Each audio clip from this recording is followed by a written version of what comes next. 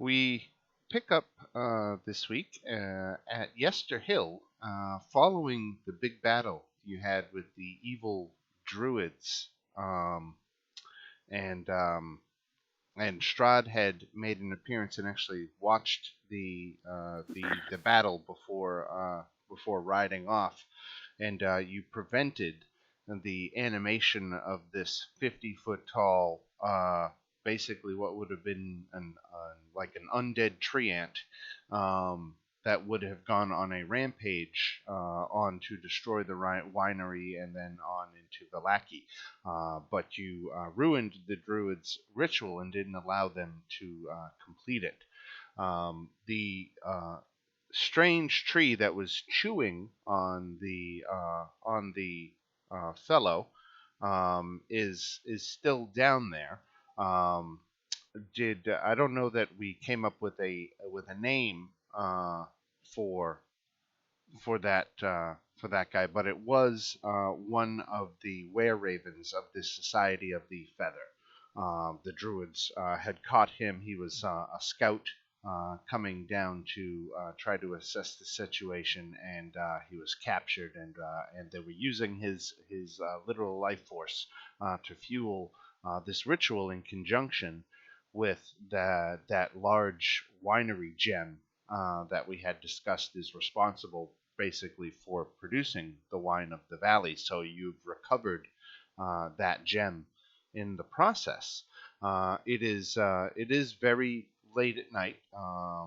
It's middle of the night, and we start here on Yester Hill, and you guys could make a decision of where to go. Now there is the only other interesting feature in this area is this wall of fog, um, that is over on the left side of the map. Um, and I will read to you a little bit about that wall of fog now that we have a moment to focus on it. As you look west into the curtain of fog, you can see a fortress on a hill above a great city. The city appears quite distant, maybe like a mile, but the fog obscures all the detail, and you can hear what sounds like the echo of a church bell.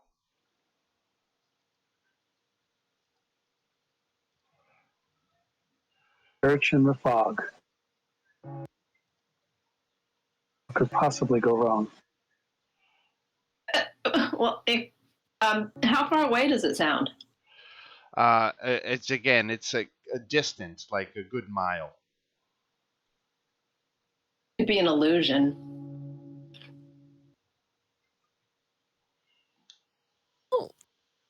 I don't know about you guys, but I think we're all pretty low after that fight.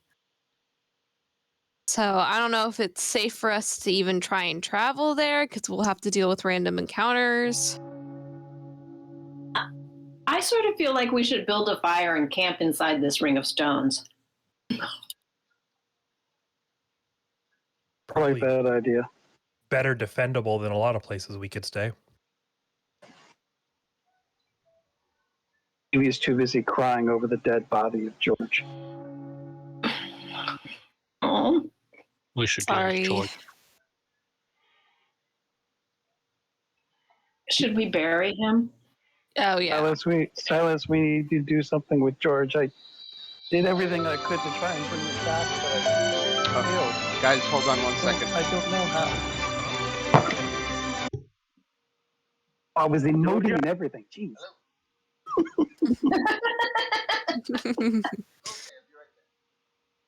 There's even tears welling in my eyes.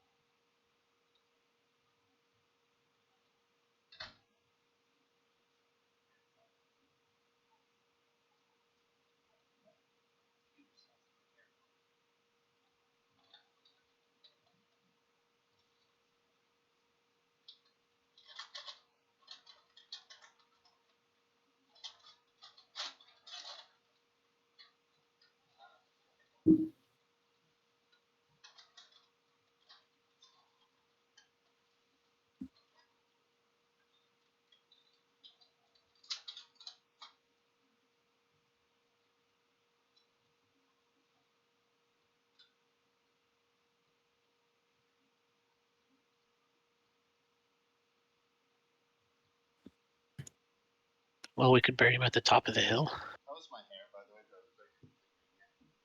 Or maybe he'd like to be over by the tree. I don't know. I was tried.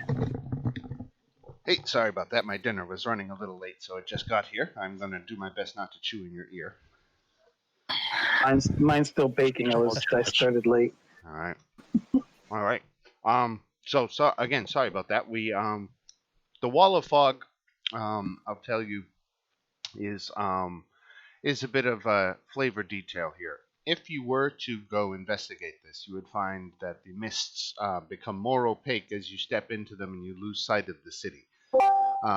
This is really meant as a spot to torment Strahd, where he can see this city in the distance that he can never actually get to.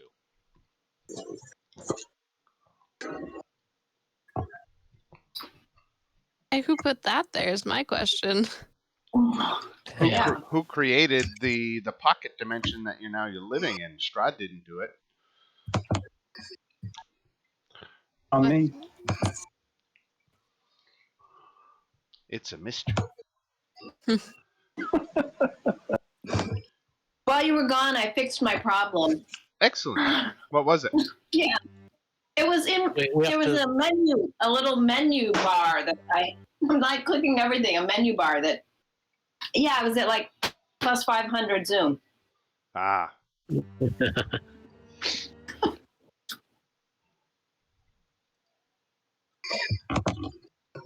So presumably we buried George. Very good. George is buried at Yester Hill. Oh. A fitting place to be buried with warriors. Oh, George. But you don't want to leave him out. Believe me, that's a worse option. So who ended up with the blood spear? I did. That harkens back to a civilization of mountain folk, which can still be found here in Barovia. That predate Strahd's arrival. They are called the Kavani. That's Kavani. Kavani, okay. Now those are the gypsies? No, those are the Vistani. But the Kavani and the Druids of Yester Hill were once the same people, and they had a schism. And what the schism entailed was basically some of the Kavani in the past few centuries have dedicated themselves to worshipping Strahd. And so that is what now are called the Druids of Yester Hill. They worship Strahd because they say Strahd, he himself, is connected to the land. So the way the Druids worship the land, they worship Strahd, saying he is the land. He can literally control the weather. So the Kavani people who worship Strahd went on to become the Druids of Yester Hill that you see now. Presumably deeper in the wilderness, you could find the Kavani who didn't worship Strahd still out there. And that is where the blood spear of Kavan ties to. Okay. I meant to ask, while we're traveling, can I start attuning to it, or do I need to really sit down and attune to it? No, you can attune to it while you travel. Okay, yeah, I'd like to do that. I think that makes it only take an hour, right? Mm-hmm. Figure give me something to do while we travel. Right. All right. Okay. So it is 10 o'clock at night as we're here at Yester Hill. Do you know where you'd like to go? Do you want to dare try to rest here, or get back to the winery? We have to go back to the winery and tell them what we did anyway, right? Right. George? I would think, George, you're back. Oh, don't tease me. How far is the winery? A couple hours? Yeah, I mean, not even that many. Yeah, I would say an hour. It'd probably be safer to track back to the winery than sleeping where we killed all those things. All right, we will do. Basically, that's one random or two random encounter checks. I guess if I want to squeeze Shit. it out. So let's just make sure that the roll comes out. No, a 2 and a 16. Ooh, 16 might do you in. Because we'll call it the road. Actually, no. I guess it's more wilderness. It's off the road. So we're gonna call it an encounter, and it was encounter number 11, a nighttime encounter. Are we doing a short rest? It was more of a suggestion than actually let's go. Yeah, but I got something good for it. Short rest. Let's go. I got a song about it. What level are you guys? Your 5th level? 4. 4. 4? Oh, wait, we did actually bury George. I was going to bring him to the winery and bury him if we didn't.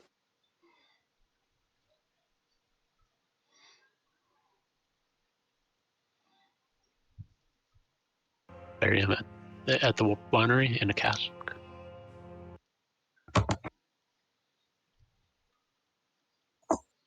So I'm just trying to look for blood spear in the compendium. I don't think it's in here. It should be because it's an official item. Hmm.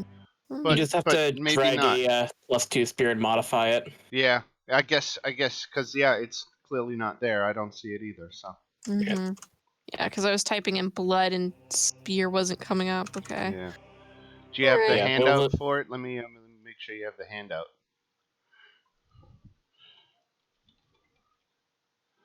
Blood spear, player handouts, magic items. There you go. Yeah, you're pretty much only going to find magic items from the DMG in the compendium. Yeah. Was it from Strahd itself? Yeah, exactly. So if you go on D&D Beyond, for example, you'll find it. Yeah. Okay, let's see. Blah, blah. All right, can everybody see the road? Have I got everybody? I think so. 1, 2, 3, 4. I do. We don't have Irina with us, do we? No, we No. left her at the winery, Yeah. Oh, So- yeah. I think. Somebody roll Yeah, we did. 3d6 for me. 11. 11? Yep. Okay. Our 22 direwolf. Imagine. I just watched the episode. I just watched the episode of Critical Role where Yasha rolled an 8 and got the white dragon. Oh, I remember that. Yeah. So they hide in the snow. Yeah, and that didn't really help them. Yeah. No. I can't imagine why hiding in the snow would help them from a white dragon.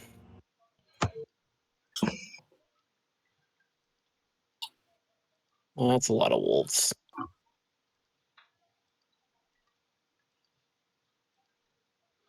That should be 11. God. Well, in good news, one of those was a 1, and then one of those rolls was a 6. So. So, hey, yeah, the law of averages, everything balances in the end. Yeah. Imagine if you rolled 18. One time you don't want a high roll. All right, so this is an initiative situation. These wolves were lying in ambush as you were coming up the path, almost like they were waiting for you. Yeah. This should be a one-turn fight. Those of us with spell slots left. Where is? Token. Oh, wow, Space Bear. Yeah. You have slots still, right? Nice. No, but I do Damn. have cantrips, so it'll be Eldritch Blast after Eldritch Blast. Fancy will be in the rear with the gear, playing tunes, ready to clean up. Oh yeah. All right, is initiative just D20? It is. For Well, some reason, it's also plus your dex modifier. Oh, plus Dex. Yep. Fancy starts playing Thunderstruck. All right, I'm done. My Beyond 20 is not working. Yeah, I'm not sure what happened to mine. Oh, just a D20 and that's 0. Sweet.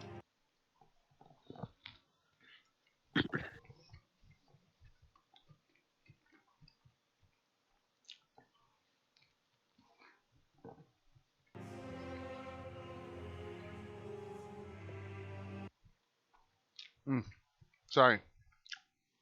I'm sneaking a few bites of my sandwich. I'm a terrible. Totally understandable. I'm a terrible Yeah. DM. I'm sorry. I usually eat before. All right. And not much you can do when you're relying on delivery sometimes. That too. Well, I also took a nap until 20 past 6. So About the time I woke up. I wish I could blame somebody other than myself. But if we got everybody rolled, we have this encounter. Mine's not in there. Wolves. No? Oh, okay. I've rolled twice so far. I'm sorry. Did you click on your token? Yeah, the second Sorry. time. We can do it. Wild.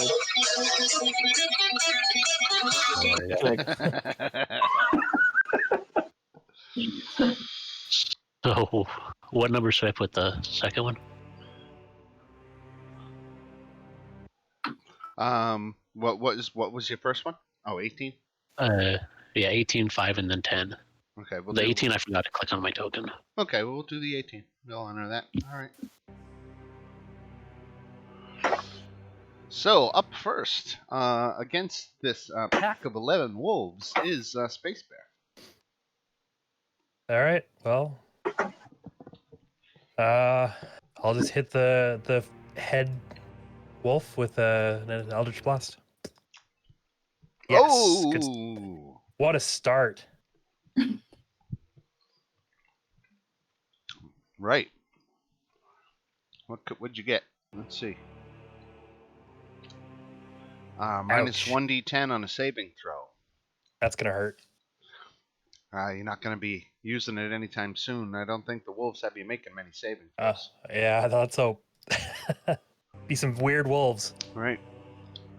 All right, so this wolf here. All right, I got to take a bite of my sandwich so I can put it down and use both hands. Let Evie end up in the front. Yeah, please. Please rearrange yourselves in the general vicinity any way you want. He's going to hang out where Silas is crying. Evie's just in berserker mode after George. Ready to kick ass. All right, so Disa Wolf.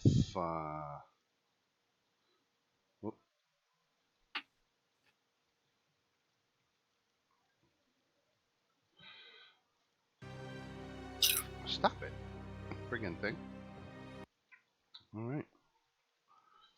He's got a speed of 40, so that's 8 spaces. 1, 2, 3, 4, 5, 6, 7, 8. He charges up. And he is he's gonna dash. 1, 2, 3, 4, 5, 6, 7, 8 more. Velma. Let me try this.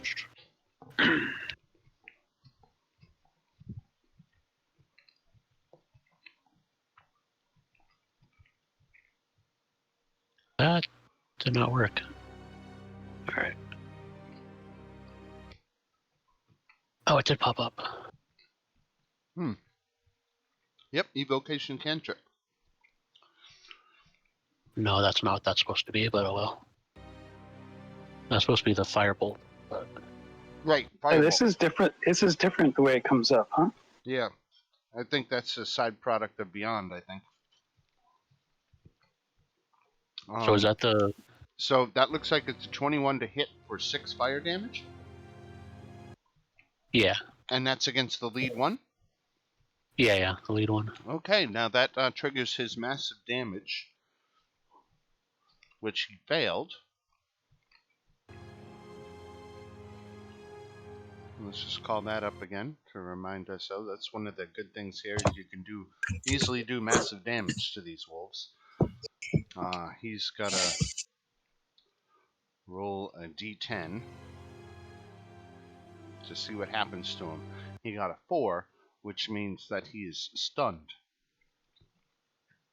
He is stunned until the end of its next turn. So you blast this creature with a firebolt as it charges forward, and the fire explodes over the wolf's head, and it clearly stops in its tracks, and it's just shaking its head back and forth, as it reels from the hit. Did Valmo do that? Valmo did. I did. Wow. Badass fire-throwing cleric, dude. I'm going to write a song about it.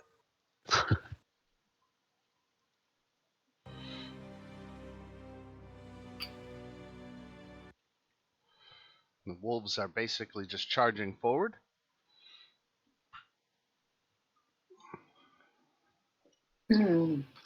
So now,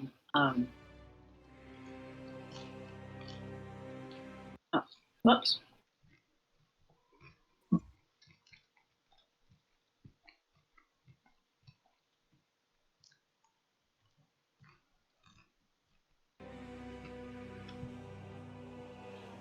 Okay, I'm going to cast Flaming Sphere.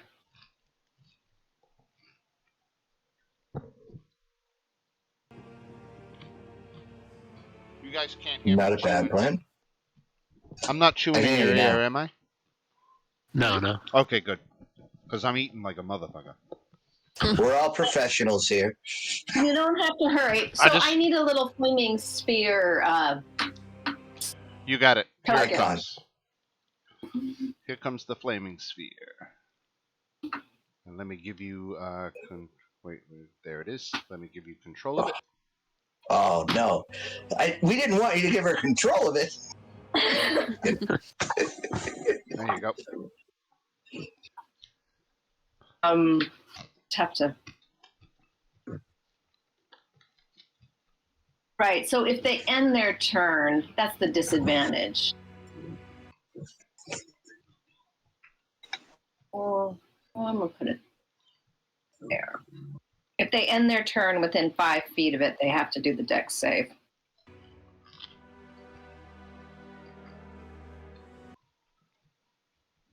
All right. Is there anything else? Nope. All right. This wolf is going to move his 16 spaces.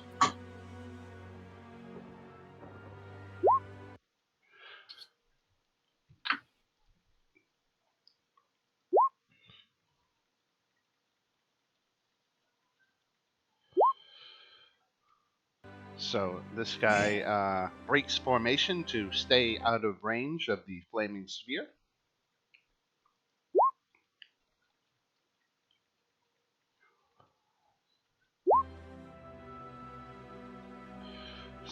Same thing here. These wolves charging down are breaking out of their formation and going out wide around this thing. So it is diverting them. Oh.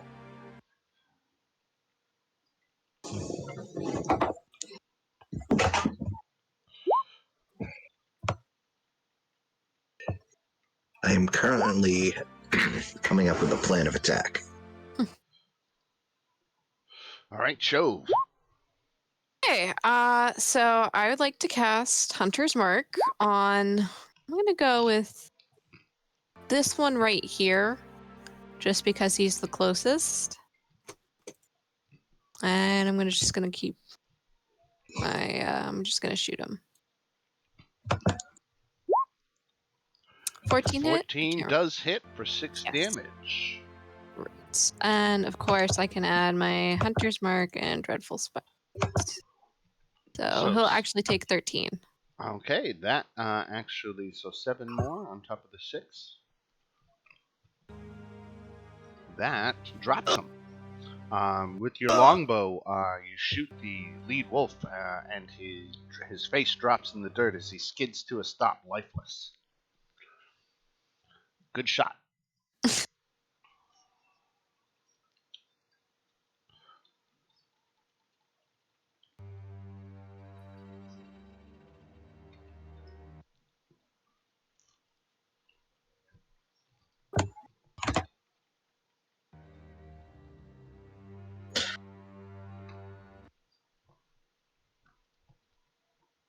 Okay, Fancy.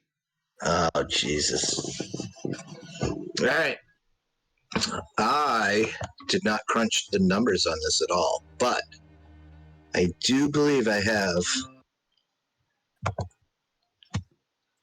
You guys can all hear me, right? Yep. Yeah. I just got to check my what I have for movement. So I have 30. Okay. So I'm going to go 5, 10, 15, 20, 25, 30. Or I could go 30. I can go 25. I can go 30 here.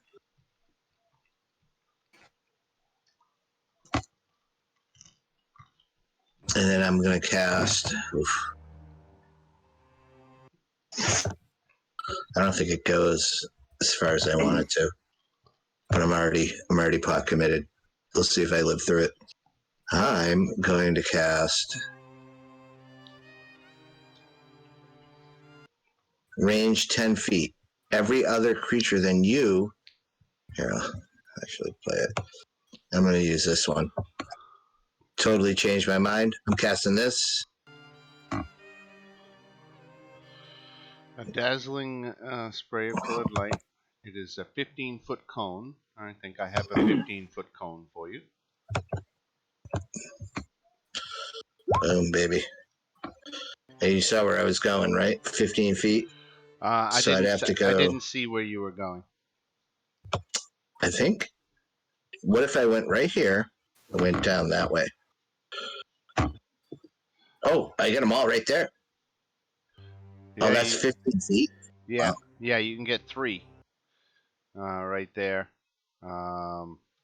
If you went right there, I'd give you 3. You could get those 3, you get those 3. What if I went right here? Oh, sorry. I screwed you up. I'll let you What move. if I went right there? Yeah. Right there.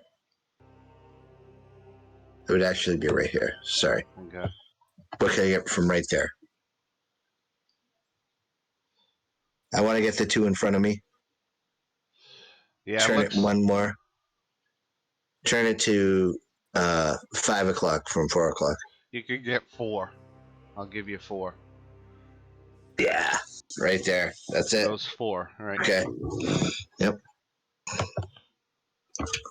And I believe I have to cast it now, right? Did it not come up? Right. All right. Sorry. This will actually help us. Spell. Color spray.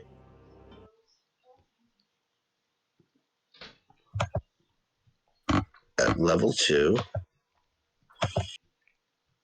Boom.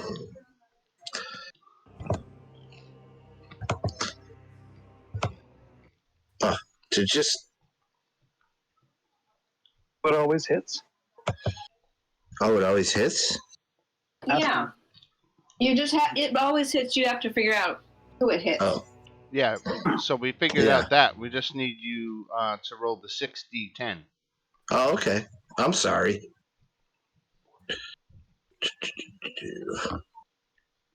D10. I got 5 right there. Okay, so And then effectively, these first 2 wolves one more. are 30. 30. You needed 33 to get the third wolf. Okay. So you only had 30. So you only get 2 of the wolves. Okay. So what happens when they get affected by it? Die. No. Blinded.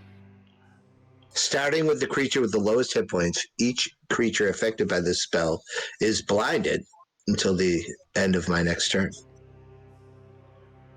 So you got to Okay. start with the lowest and work your way up. Okay, I gotcha. Then in that case, you do get 3 because one of them was already damaged. So it works. Oh. But I was supposed to roll 2d10, so they're all blinded. If you look at the fine Oh, print, you got above her. You have another level. We got I casted it at 2. So when you cast a spell at using a second level or higher, I casted it as a 2, so everybody's blinded. You did. Do you know what I'm saying? Yeah. I used a second level spot on that. Okay. So you should have rolled more d10s, is what you're saying. Yeah. Okay. It would have covered it. I gotcha. But I used a second level spell slot, which is huge at level 4. All right. So I don't have that anymore. Those 4 wolves are blinded. And what is the length of stay on that? Until my next turn. They are blinded until your next turn. Yeah. All right, Silas. Okay. The stunned wolf is going to get hit with Sacred Flame. Ignore the necrotic and extra divine.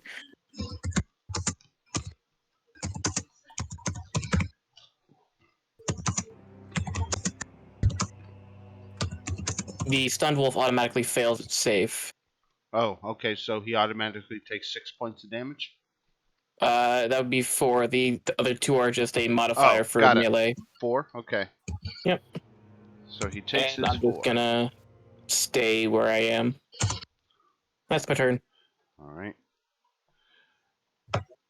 Is it Everett today? No, she's still crying. All right. She looks up with her tear-stained cheek. Sees more dogs in front of her and knows that none of them are George. It's very angry and casts an ice knife at the one and the 3 of them in a row. She's going to cast it at the window. The one in the middle and hit all 3. Okay. As soon as I actually roll it. All right. So 14 hits. That initial wolf takes 4 piercing damage. And then all 3 of them take 9, right? If they fail their dex save. If they fail their dex, 12. Got it. Okay, so here comes number 1, number 2, number 3. So the first one fails. He takes 9 points of damage. Add dogs. That is a massive damage. The cold completely shocks his system. Let's see how he does. He fails. And so I better keep this massive damage thing up on the screen at all times because we're going to need it a lot with the wolves.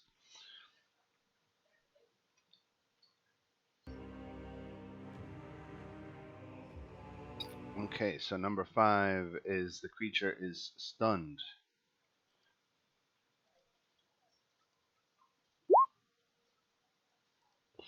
All right.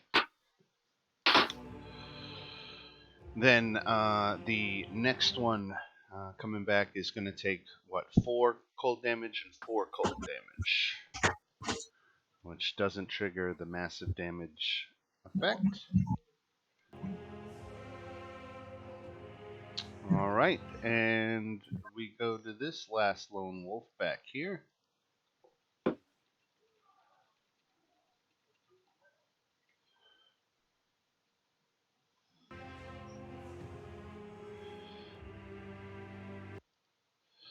All right, Space Bear. All right, let's see if I can do it right this time. On the guy that's injured in the middle.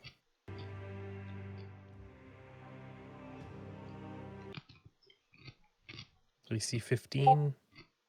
Yes, that hits for 14 force damage, and you blast him into next Tuesday. Excellent. Finally. Mhm. That's it. All right. Actually, one more thing. I'm just going to move to the back of the group. All right, Balmo. Does anybody need health? Are you all okay on it? Before I attack?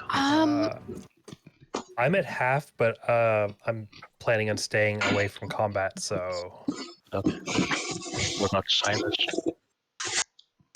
I'm fine. Alright. I'm just less than half, but I mean, I can do a lot of long range stuff. So I'm gonna also try and stay back, but I am like just half. Alright. I'll hold on to it then for now. Mhm.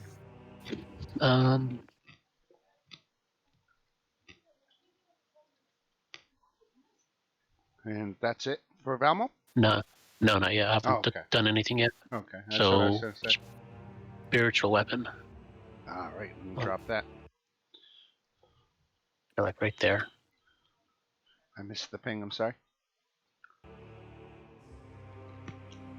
That should be about 60 feet.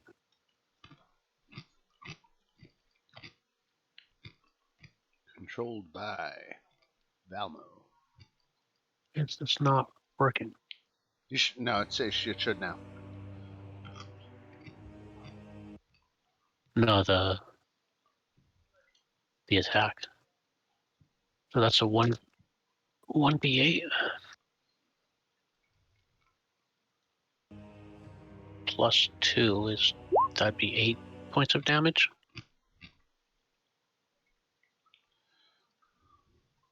Okay, 8 points of damage, and that was at the one directly north? Yeah, just north of it. All right, that. And then for my main action, just firebolt again on this guy. The one underneath the axe? Yeah. And firebolt is 1d10. Oh, I know I did go. You got to do the attack roll first, though, right?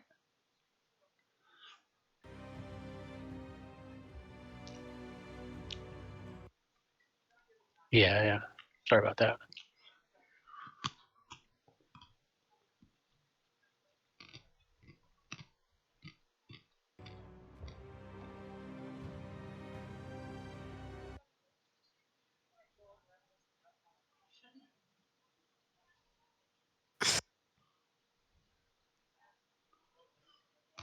What's the I haven't seen the attack roll yet. No, I'm trying to figure out which one to roll for the attack roll. Because it just says cast at will 1d10 for damage.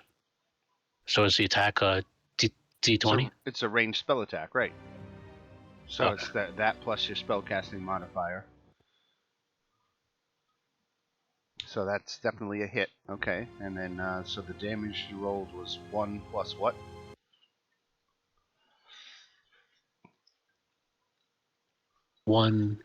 No, it's just 1d10. Okay. Plus the So is that the spell attack is plus 4. Okay. So would that be? But that's on the attack roll. Is it a flammable object? No, it is a wolf. On a hit, the target takes 1d10 damage, and that's Right. it. Okay, so 1 point to him. All right, and we'll come around to this wolf. Now, this flaming sphere, again, only bothers him if he ends his turn here, right? Not at the beginning of his turn? Yes. All right, so he's smart enough not to stand next to a hot stove, so he moves around. Dogs aren't that smart.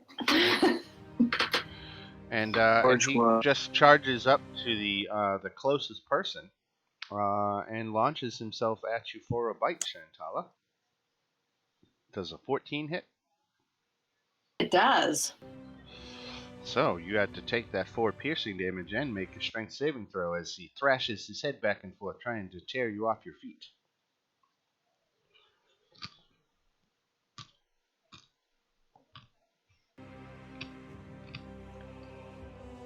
Oh. So Oh. you get knocked prone, which has the disadvantages as we see in the little chat box there. So he gets you off your feet. And do I have to take a red card? I guess that was the D20 roll, right? Yeah, so. Yep, unfortunately you do. And you know what? Once you get inspiration with it, because I probably would have let you slid on the card if you didn't mention it. Oh. Because I forgot. Let's see, what'd you get? Well, I can't see what you got. I'm going to have to refresh my page here. Disadvantage on a saving throw. All right. Well, you get to respond as this wolf charged up into your lap and tore you from your feet. I have to stand up first. That's half your movement.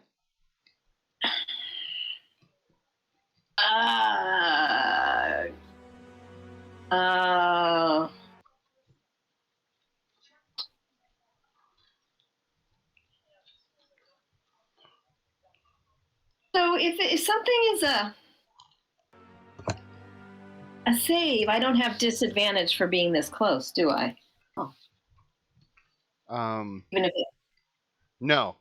Right, and that is a loophole in the spellcasting system, if I understand you correctly, is that if the spell is an attack roll and you're point blank range, you do it at disadvantage. But if the spell is a saving throw, there effectively isn't any penalty for doing it at point blank range. Right. So there we go. Oh, yeah.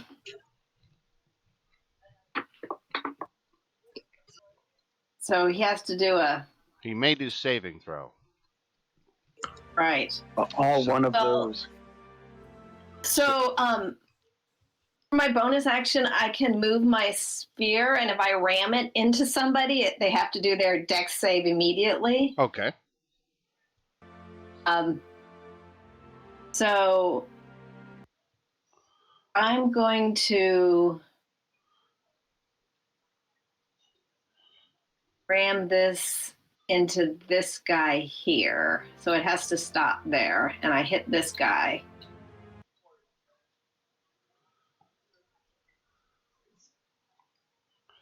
Right up into that guy? Yeah. All right. All right, so a dex save coming now, and he fails. He fails. So that was 5 damage from when I did it ages ago. Got it? That is enough. The sphere rams into him and takes him out of the fight. And then I am going to move, even though I know. Well, no, actually, I'm not going to move. Okay. I'll just stick it out. All right. And this wolf is no more. This wolf is blind. But has this. So he's going to spend an action trying to orient himself. And he's going to make a perception check here.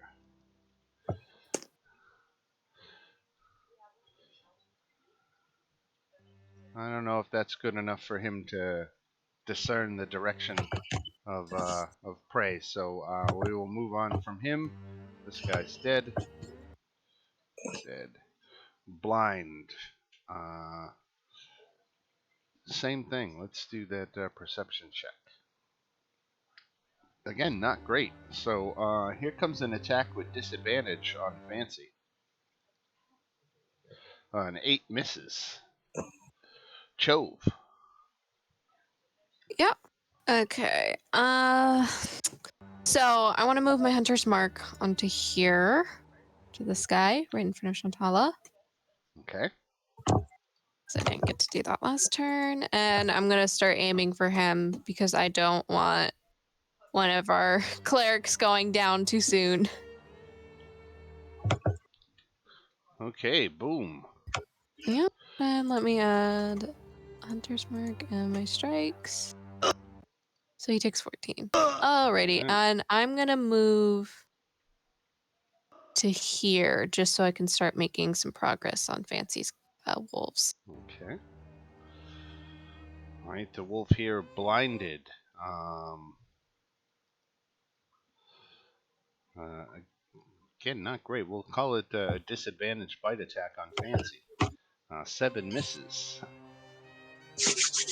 And again, how long is that blindness? Until Fancy's end of next turn, right? Until the end of my turn, my Right. next one. So this creature is stunned, which, if I remember correctly, stunned also conveys incapacitated, which means he can't take any actions, and he is that way until the end of this turn. So I'll take that effect off him should he happen to survive another round. But we go to Fancy. But wait, he has to do his dex save because he's within 5 feet of my flaming spear. You know what? You're right. I think that's a fail. Yeah. 5 points. 5 points. His inability to move away doomed him.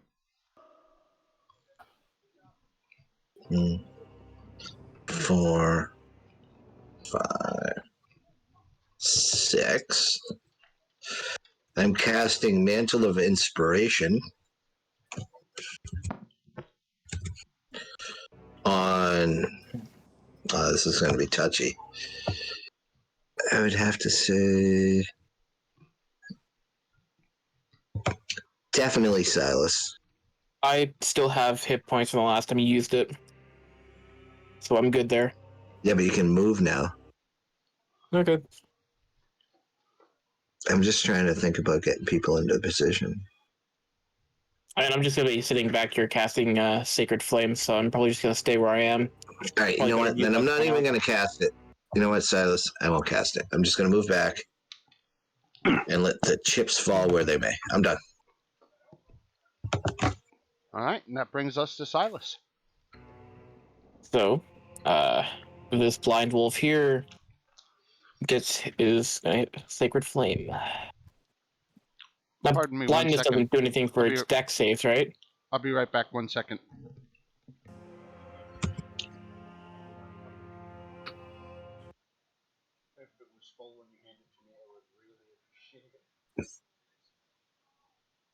Yeah, I don't know if blindness affects you hitting them. Of advantage, I think.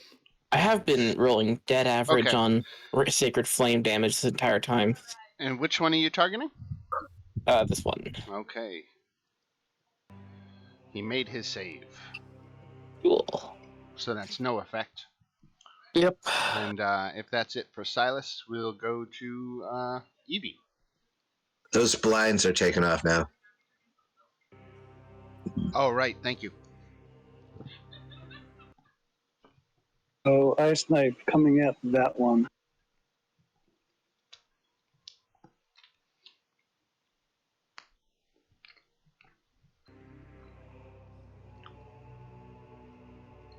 Okay. All 8 of those, damn you. I mean, I could muster Evie's voice, I would have done that, but I can't.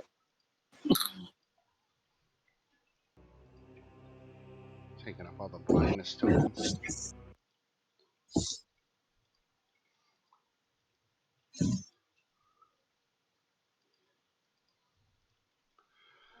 Okay.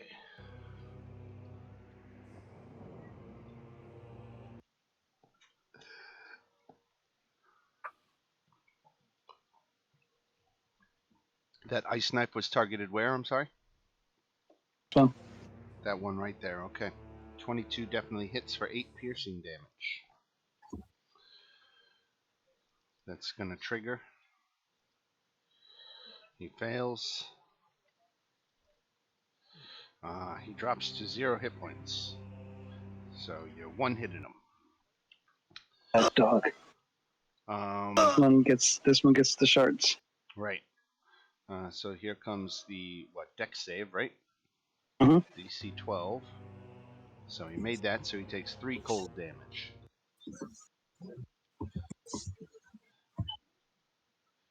All right.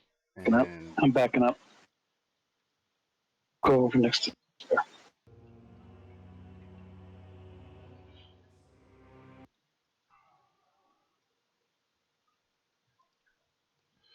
that misses Shantala as this one comes in for a bite. Space Bear. Okay, let's take a look. Gonna go after this one down here with an Eldritch Blast.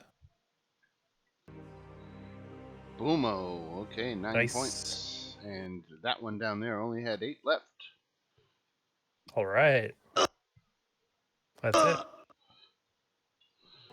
All right, Valmo. All right, let's see. Hopefully this works now. For the spiritual weapon, the one right below it.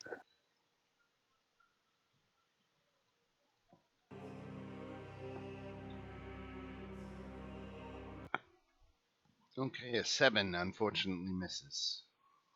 All right, and then for the main, this one, and a firebolt. Okay.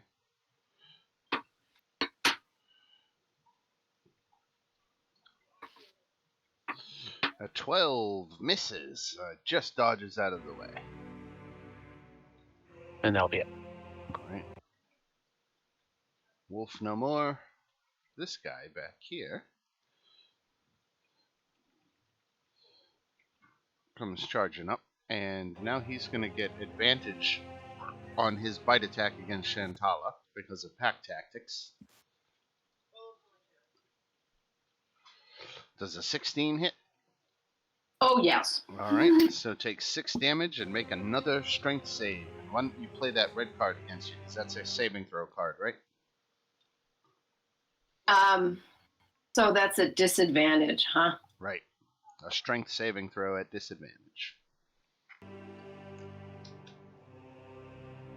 I don't know how. I just have to re-roll it because I don't know how. Right. Yeah, just roll it twice. And you critted on the first one, which was great, but it's not going to count because whatever you roll on the second one is, and a 15. So you still made your save. Congratulations. You didn't get.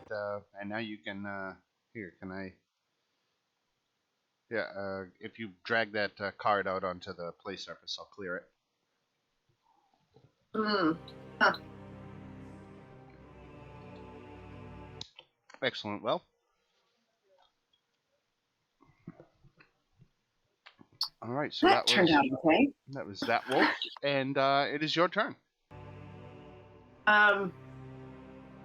Okay. Well. So I'm gonna move this for my bonus action. I'm gonna move this and hit this guy here. Okay. Dex save. Is this a concentration effect, by the way? It is. It is. We should have been, every time you took damage, we should have had you making concentration checks. You're right. We should have. That's all right. We'll get it going forward.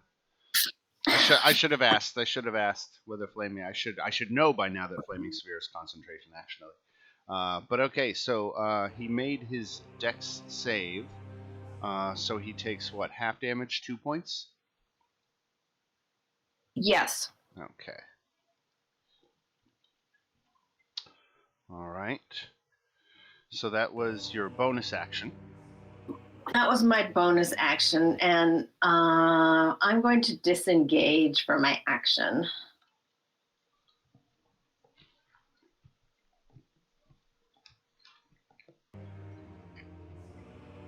All right. I'll put you back there. And this wolf coming at Chove. 13 hit.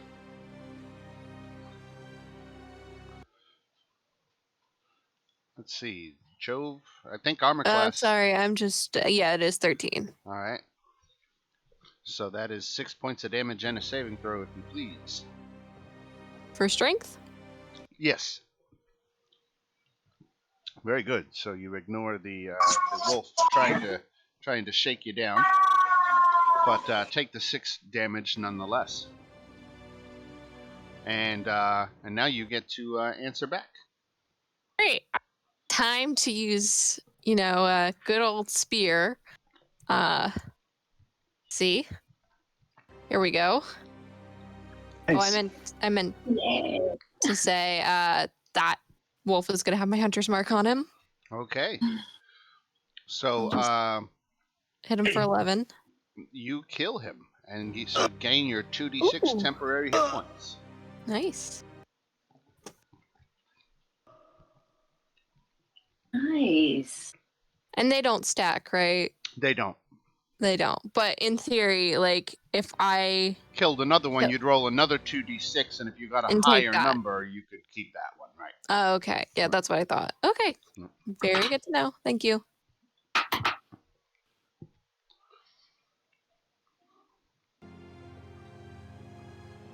And unless I can do as a bonus action, I guess, can I move my hunter's mark to this guy then?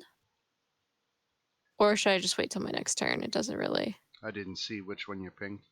This one right Got it. there. Yep. There we go. That poor cat. Yeah, he's so tortured. Well neglected. He sits at the front of my room and just meows at me randomly. Reminds me when my one dog just groans because like she'll see us eating and she sounds like she's depressed, but in reality she's just like, can I get a bite of that? Such a hard life the dog has. She's our little Eeyore. She looks like she has a frown on her face, but she's got like the best little life ever. We call her con artist because of that. Honor?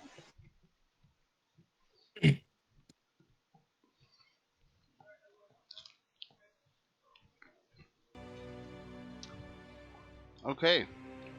So Fancy had a wisdom save for vicious mockery.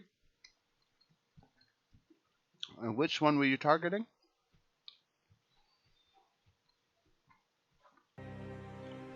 You muted, Joe.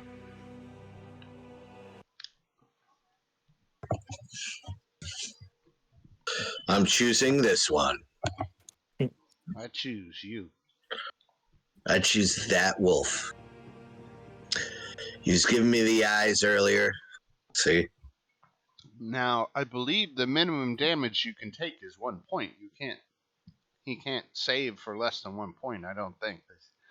No. I'm not 100% sure on that rule, but I'm pretty sure you can't have one. I'm pretty sure that guy takes 1 point He does. of damage. Yep. So he did. After seeing the devastating blow delivered by Fancy, I'll just move up into melee with this thing and hit it with my flail. Show him how it's done. Devastating. That's a 15, not an 18. Yep, that's a hit. Okay.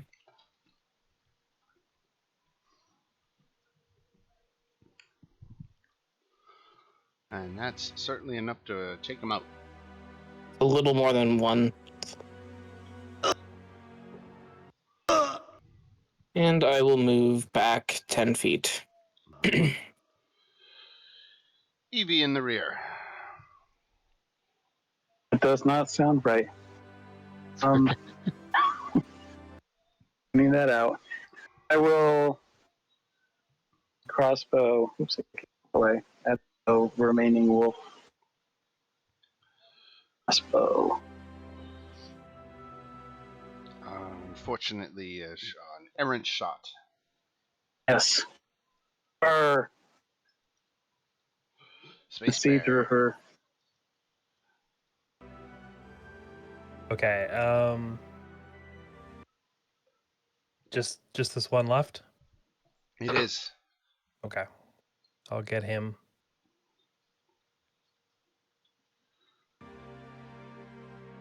AC 14. That hits for 7 points. Okay. We did pretty good work on those. Which doesn't kill him, but it does trigger his massive damage, which he fails his saving throw. And he is stunned. All right. All right, TM. Tell them what they've won. All right. Valmo, you got a stunned wolf. Finish him. No, there's one more. All right. That last one. Toll the Dead. Wisdom save. Yeah. Failed. 1 damage. That's all you got? Really? And then for the bonus action, I'm going to use my spiritual weapon. Okay. I was hoping that'd be more epic with the Toll the Dead. All right. Now he's stunned, so that means attack rolls against him have advantage. So roll that d20 again.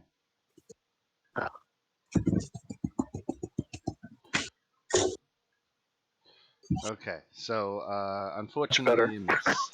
The wolf gets his turn. He doesn't get to do much except proceed to the end of his turn where the stun condition ends. Shantala.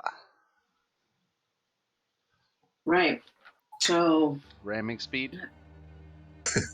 Oh. Save us Yeah. all. Why don't we? May as well.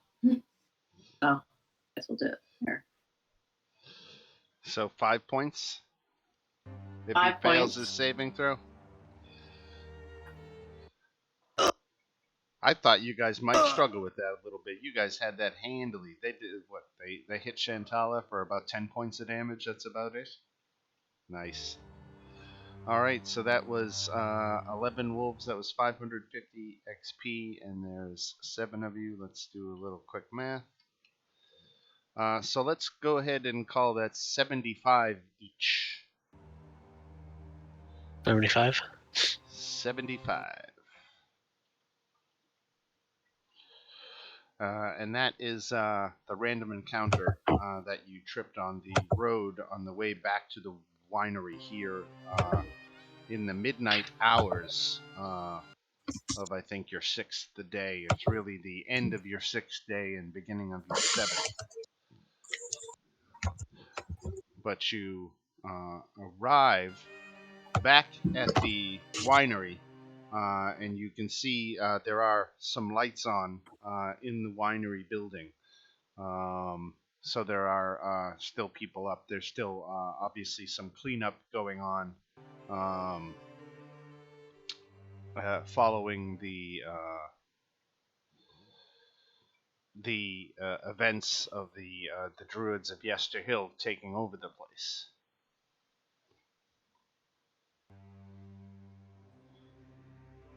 I'll go ahead and drop us on the winery map, because why not?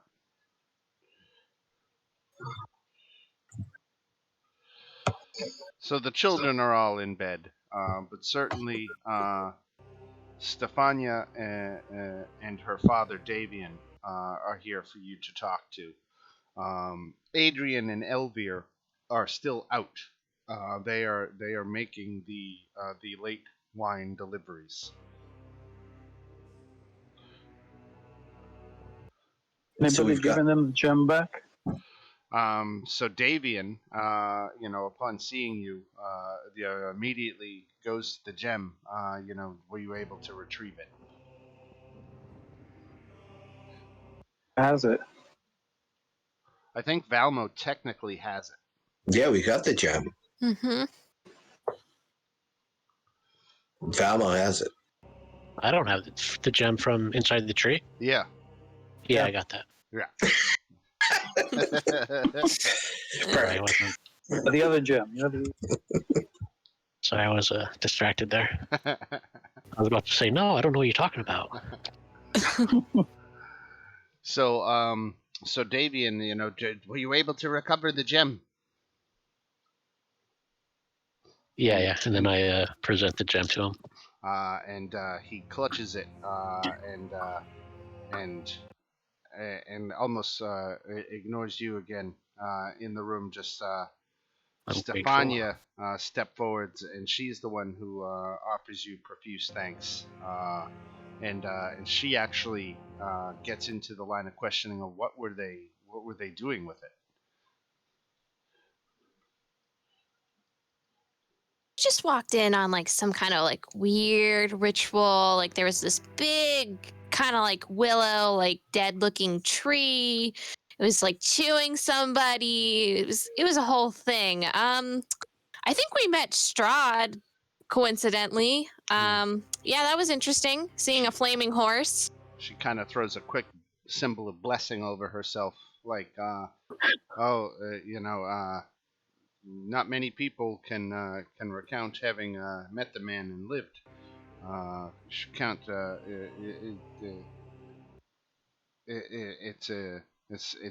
She's just floored that Strahd himself made an appearance.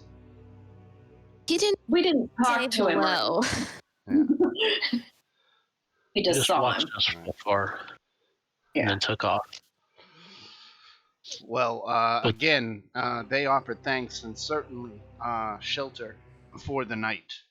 If you would like to get in your long rest now, we Please. can. Yeah. Yes. We can. For sure. It's So she ushers you inside and gets you set up. She can't offer accommodations. There's no room in the bedrooms because of all the children, but in that main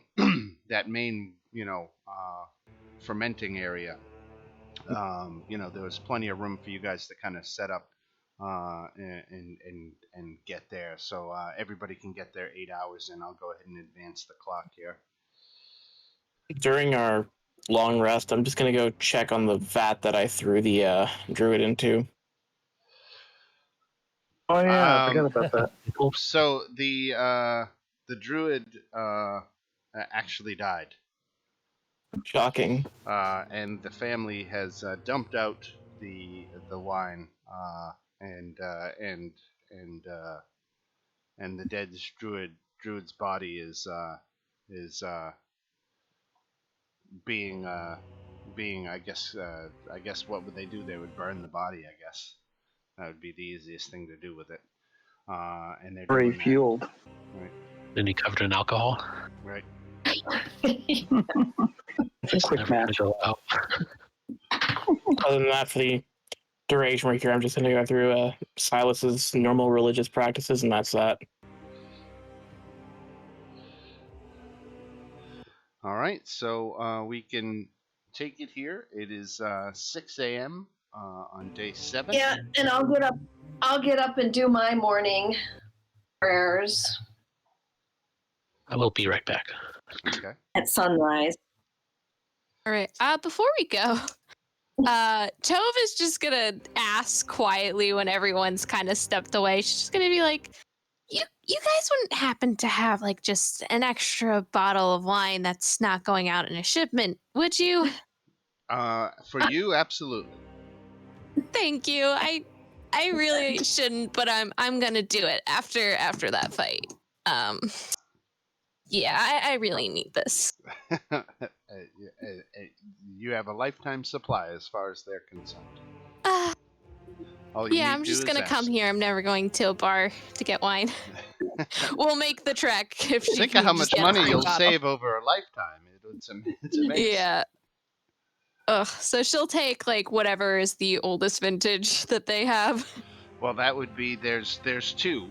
There's Purple Grape Mash and Red Dragon Crush. And I think Red Dragon Crush is the better of the 2. Yeah, she's gonna take the better. They I do was gonna take the purple. they do talk of a third vintage that they used to have up until that first gem went missing about 10 years ago. Mm-hmm. That made the vintage that they called Champagne de la Stomp. And that was the first gem that gone missing, and they never got any clues about where that one went. Didn't you tell us last week where it might have gone, or was that just telling us about the witch that bothers the family? Well, there was 3 gems in total. Right. The first You one know, she disappeared. gets mad because I put this in the drawer in the kitchen and now it's on the floor. Yeah. Oh, yeah. Right. Yeah, that's where it goes. Thank you, Joe.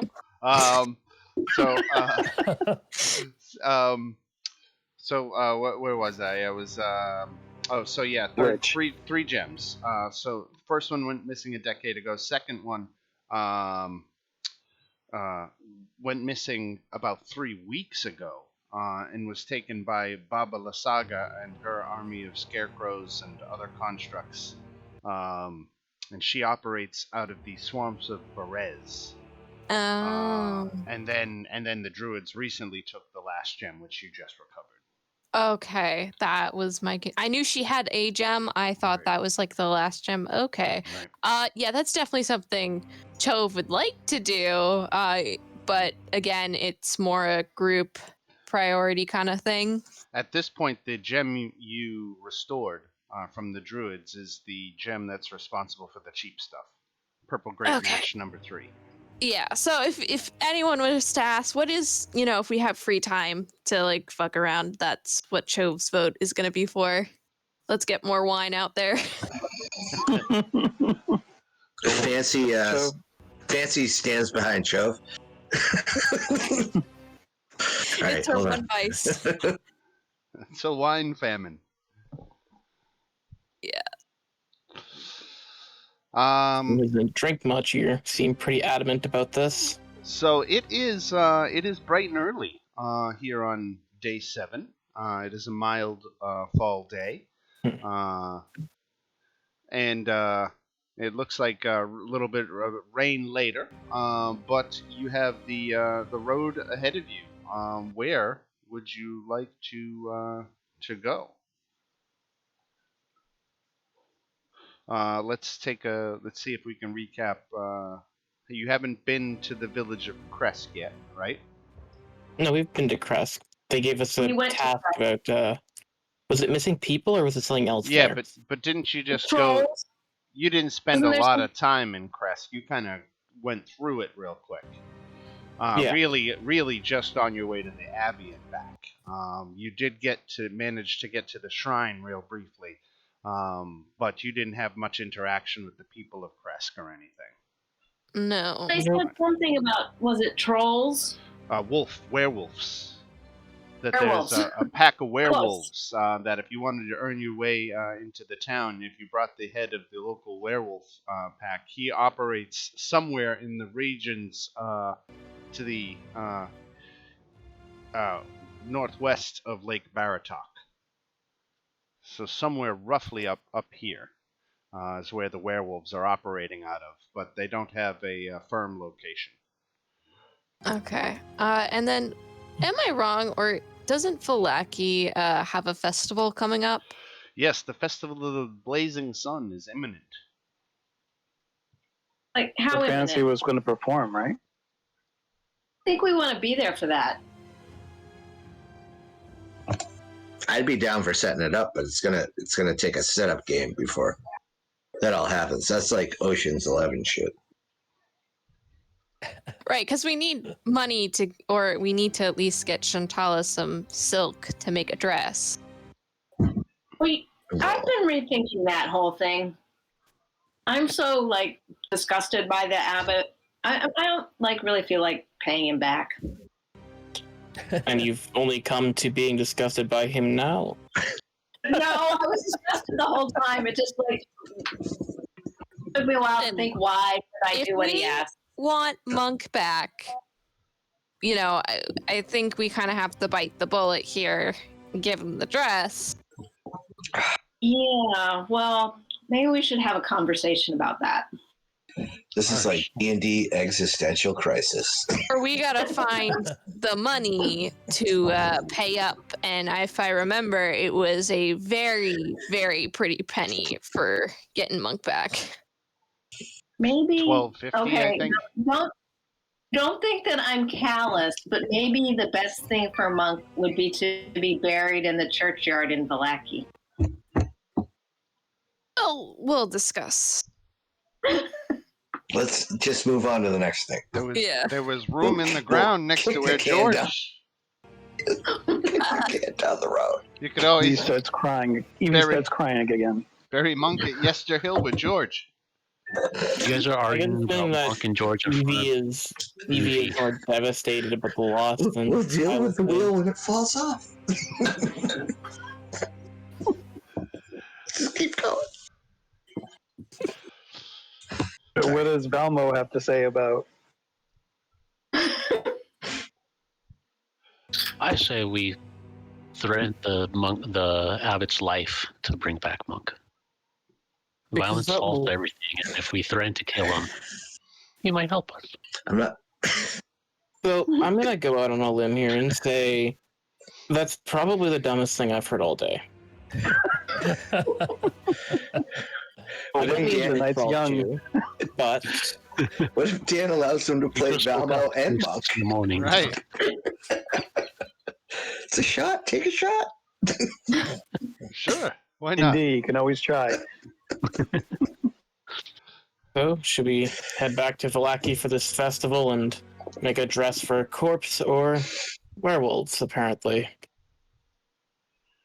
A Well, corpse for werewolves? I mean, There- a dress personally, for my werewolves? vote is for a festival. There are other items of interest in the area. I will take the time to point out that you've gotten enough of a lay of the land to know that locals speak of an old wizard's tower, which is on Lake Baratok. They also talk of the haunted mansion of Arginvostholt down here, which used to be home to an order of knights that used to protect the valley in the days of yore. So those are some of the other things out here in the western part of the valley. Is the there a wizard wizard tower. tower? is- Yeah, The the wizard tower is on the way to Vallaki. Maybe like worth a check out there. Here's Baba Lasaka's the gem that we could. All the way down here. If we I go vote to, for Wizard's Tower. yeah. Well, I mean, we can go to Vallaki anytime, but I have a whole storyline there. But it's a semi-meta game, but not really. Well, I think we want to be there for the festival, but we could make a stop. No, we can go anywhere. That's always going to be there.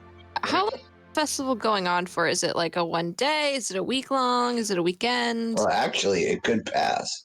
From what You could you just gather, miss it. most of the festivals are day-long affairs.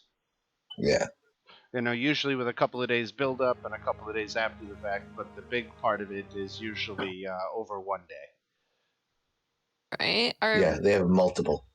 Like almost like they do it every Saturday or something. It's like Mardi Gras. Okay. Got it. Well, as long as we're not missing out on it completely. Yeah, I guess we could stop at the Wizard Tower. Yes. Sure.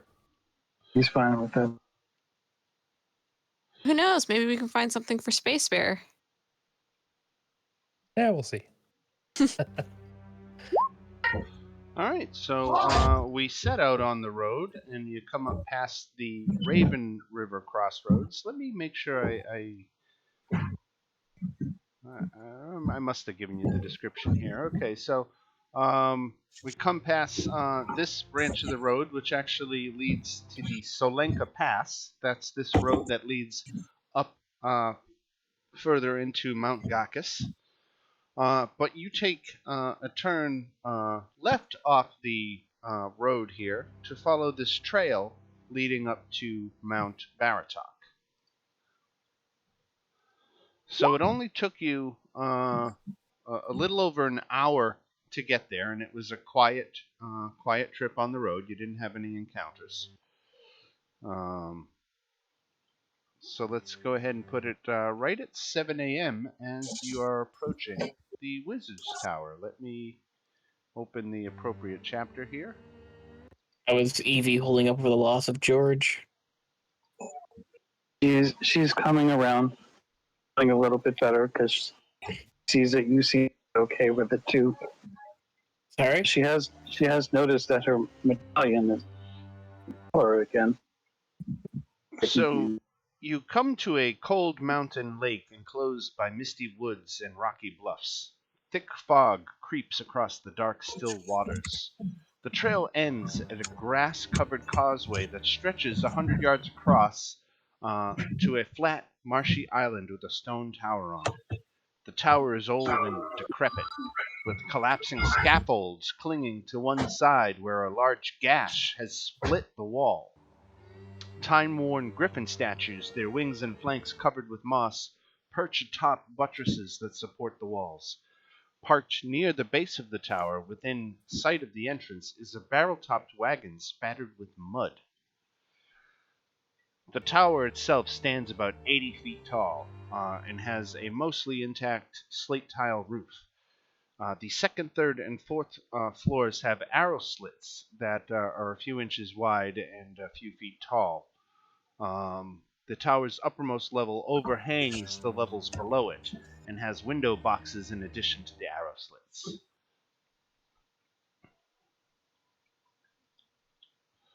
It's wider as it gets to the top. Yep.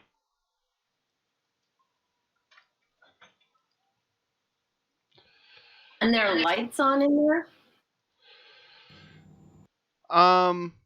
We'll say because there's a little artistic license with that picture, so I'm going to say that it is not lit, that it is bright in the morning, and you're coming up and there's no light coming from within inside.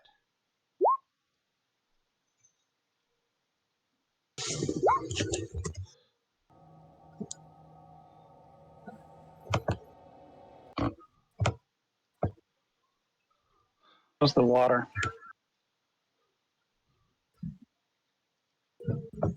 Frozen or is it normal water? It is normal water. He's running over to the shore.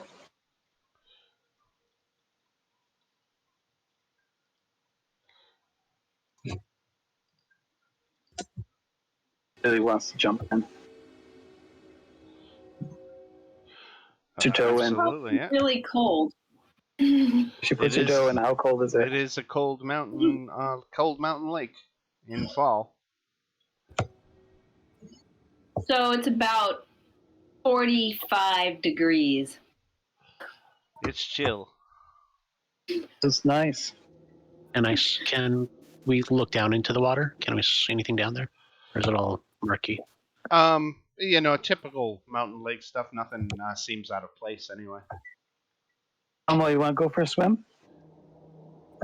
Sure, let's go. Not really a swimmer. I'll jump in. In the water. Not a fan. Jump in. Of course. I'm a turtle. Of course I'm going to. Fancy. While they're getting It's a distracted cannonball. with that, I'm just gonna start walking towards the tower. Okay, put the gate across. Let's see. Fancy's a strong swimmer. If I swim to the bottom, is there anything interesting down there? Or is it Oh, just yeah. No. no sunken, no skeletons, no weapons, No. If you ever no use for this? Have you ever hour? even played Assassin's Creed? Underwater. Come on, there's got to be something out here. Right. Skyrim all the time. I see a light right there. What is that? Why isn't there any treasure chest down there So- or something? Under layers of mud, this wagon sports a fresh coat of purple paint, and its wheels have fancy gold trim. A brass lantern hangs from each corner, and red drapes cover a tombstone-shaped window on each side. A steel padlock secures the back door, hanging from which is a cheap wooden sign that reads, "Keep Out." I'm With the E's backwards. gonna start walking towards the door and just knock on it. Does this wagon look like anything we've seen before? Good question. So, Like where Silas, we- you where walk we up met to the- I'm sorry, just give me a second. Silas, you walked up to the tower door and knocked on it? Yes. Okay. As soon as you touch the door, lightning envelops the entire tower. It seems like you're the only creature within 10 feet of it right now, Silas. So go ahead and make a dexterity saving throw.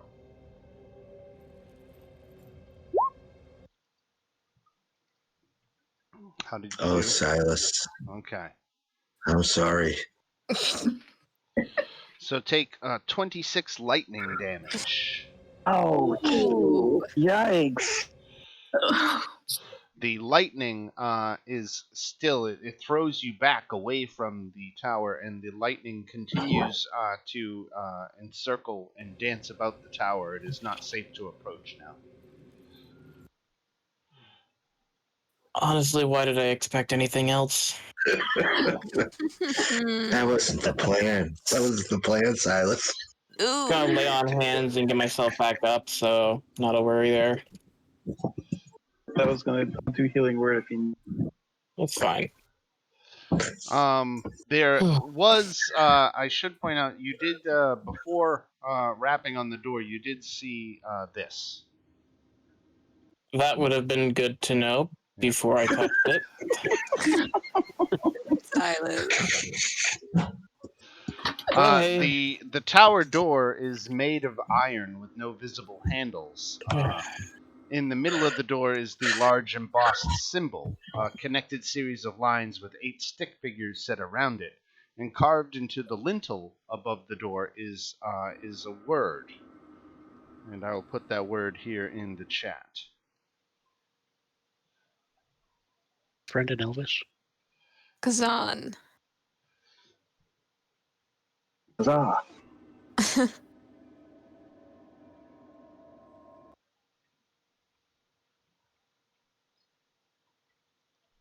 All right.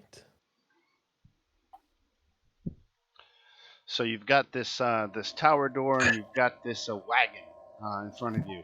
The lightning effect, I'll tell you, is going to last around the tower for 10 minutes before it dissipates. Yeah, it's not. We'll say it's still active right now, but after a reasonable amount of time, we can say it's gone, and the trap apparently has reset. Yeah, it's amazing. Every time I visit a place, my standards are even lower, and I'm somehow still let down every time. Consistency is key. What is there anything in the wagon? I'm sorry if you said that already. So the wagon, the back door has a steel padlock on it, and you can't clearly see in the windows.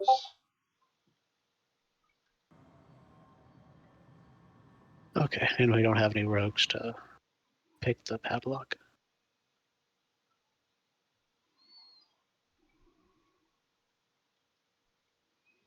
Are the windows like glass that is dirty, or are they like shuttered, or why can't we see in them? They're like frosted, so you can see vague shapes, but no detail. Okay. But So- we can't clean them and make that better. Right. Right. Out of curiosity, that symbol on the door, can I just hit it with a sacred flame? Show me where you're standing when you attempt to do so. I'm backing up. See, Fancy just backed up too. Up.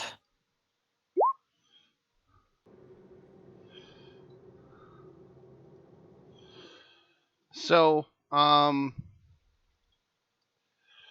spell doesn't take effect.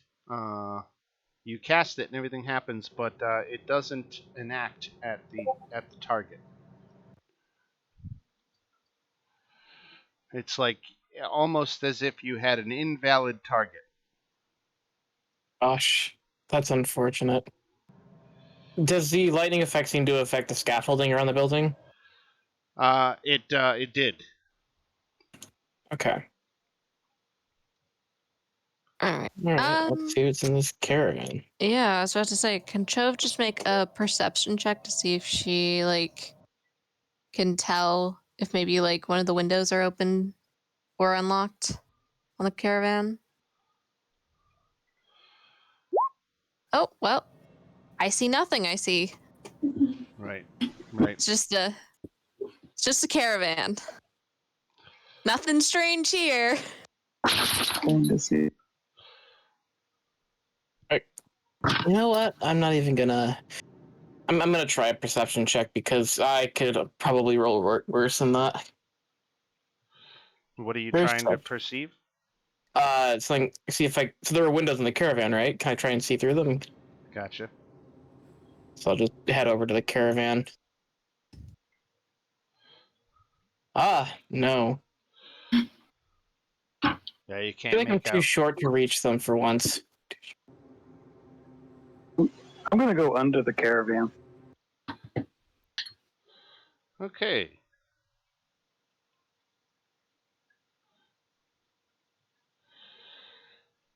Make a perception check there, Evie.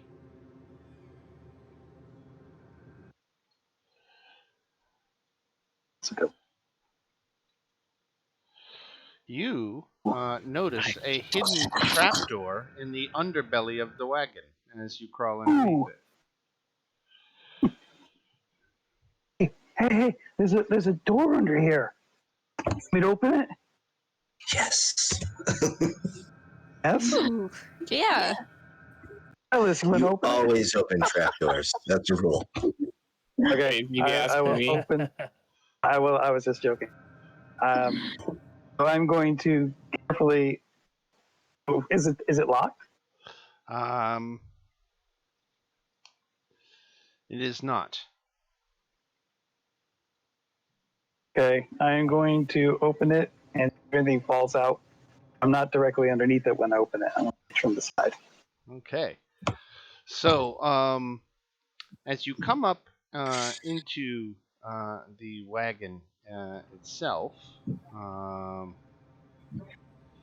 let's see what you can see. So you can see that inside, on the handle of the door, on the back of the wagon, there's a wire looped around it, and the wire is connected to a flask hanging from the wagon's ceiling. Um, Sitting on the floor underneath that hanging flask um,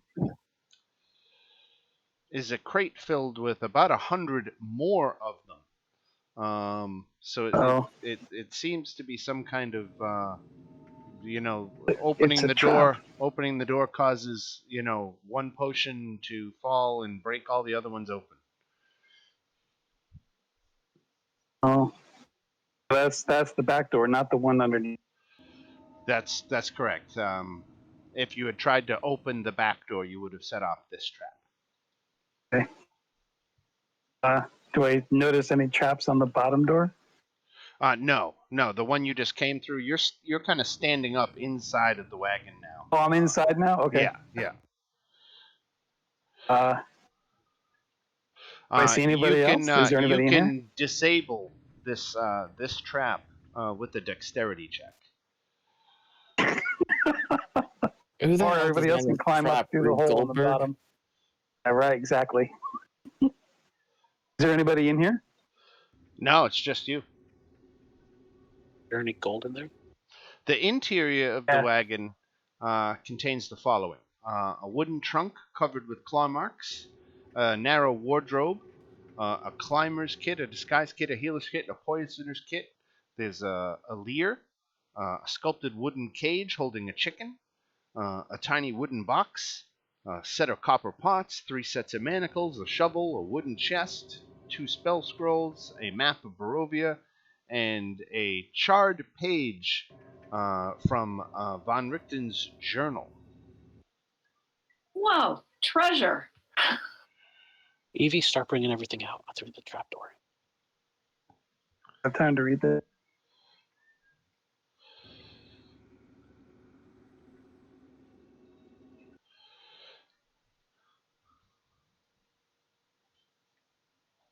where the cat is now next to me, can you actually hear him purring loudly?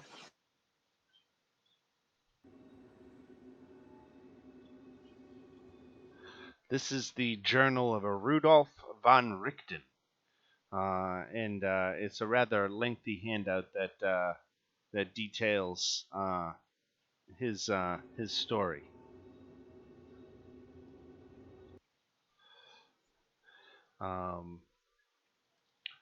So it's his caravan. That's not a crazy assumption, but you finding his journal in here, means maybe it used to be, maybe it is. Well, from the outside, can we see or get an approximation how long the caravan's been here? It looks like it's been here, been parked here for about a week, based on how things look.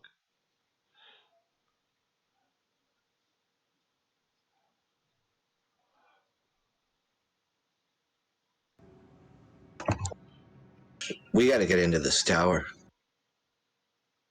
Yeah. Yeah, it seems like he would be helpful. He's So, in there. Everett, From the scout do you feed. want to try to disarm this trap? Because if it were to accidentally go off while you were looting for treasure, if that's what you want to do, loot for treasure, then you Absolutely. probably want to disable this trap. Ooh. Okay. So, no glory, whatever that line is. No guts, no glory. Yeah. It's a DC 10 dexterity check. Oh, you don't know what it is. What happens if he fails? Okay. All right. You're caught in a trap. Let's just, for the sake of argument, say he did fail. What would I have done if he failed? This is what I would have done. He kickstarts. The whole world go black for me. That would I have hope everything doesn't black out. that would have blasted everybody in a 30-foot radius. Oh no. Everybody in a 30-foot radius would have taken 50 points of damage. There would have been a 50? massive Instant death. massive Yeah. explosion. That's when we'd all be dead. Not Right. only that, but it would have destroyed everything in the wagon as well. You would have there would have been nothing recoverable from the wagon. And I didn't give anything away. Nope. You know what? Why don't you gain inspiration for that, Joe? You're such a good trooper. Joe's played through this about 3 or 4 times, so Joe knows what to do to get into the tower. Joe knows what about the wagon, and Joe's being very good and not ruining it for other people. How tough that must be. If I hear Joe laughing, I know to back off. Right. No, you can't. I'll catch on to that, and I'll make it even worse. Oh, good. You'll just do it at the inopportune times to make it even Saying that. Yeah, right. Random laughter. I see nothing. I know nothing. All right, that was a super interesting read. It just finished the handout. I'm gonna post in our Discord chat a summary of the treasure in the wagon. Now, you don't know whose wagon this is, so I will take a moment of finger wagging at the murder hobos and go, this is stealing potentially. But this is what's in there. Wait, are we actually called the murder hobos? Haven't thought of a better name yet. I did not agree to this name. Maybe we should add if we can find this Rudolph before we take his stuff. Well, after we took everything from the caravan, shouldn't we be called the looting hobos? Right. Well, Thief that's hobos? that's something to talk about at the next campfire.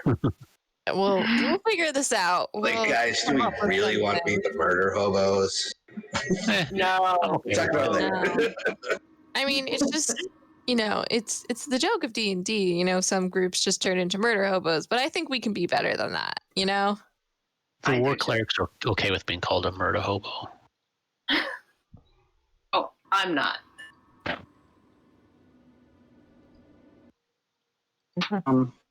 Does anybody need the morning lord? The what? It's a wooden chest that contains a gold holy symbol of the Lord.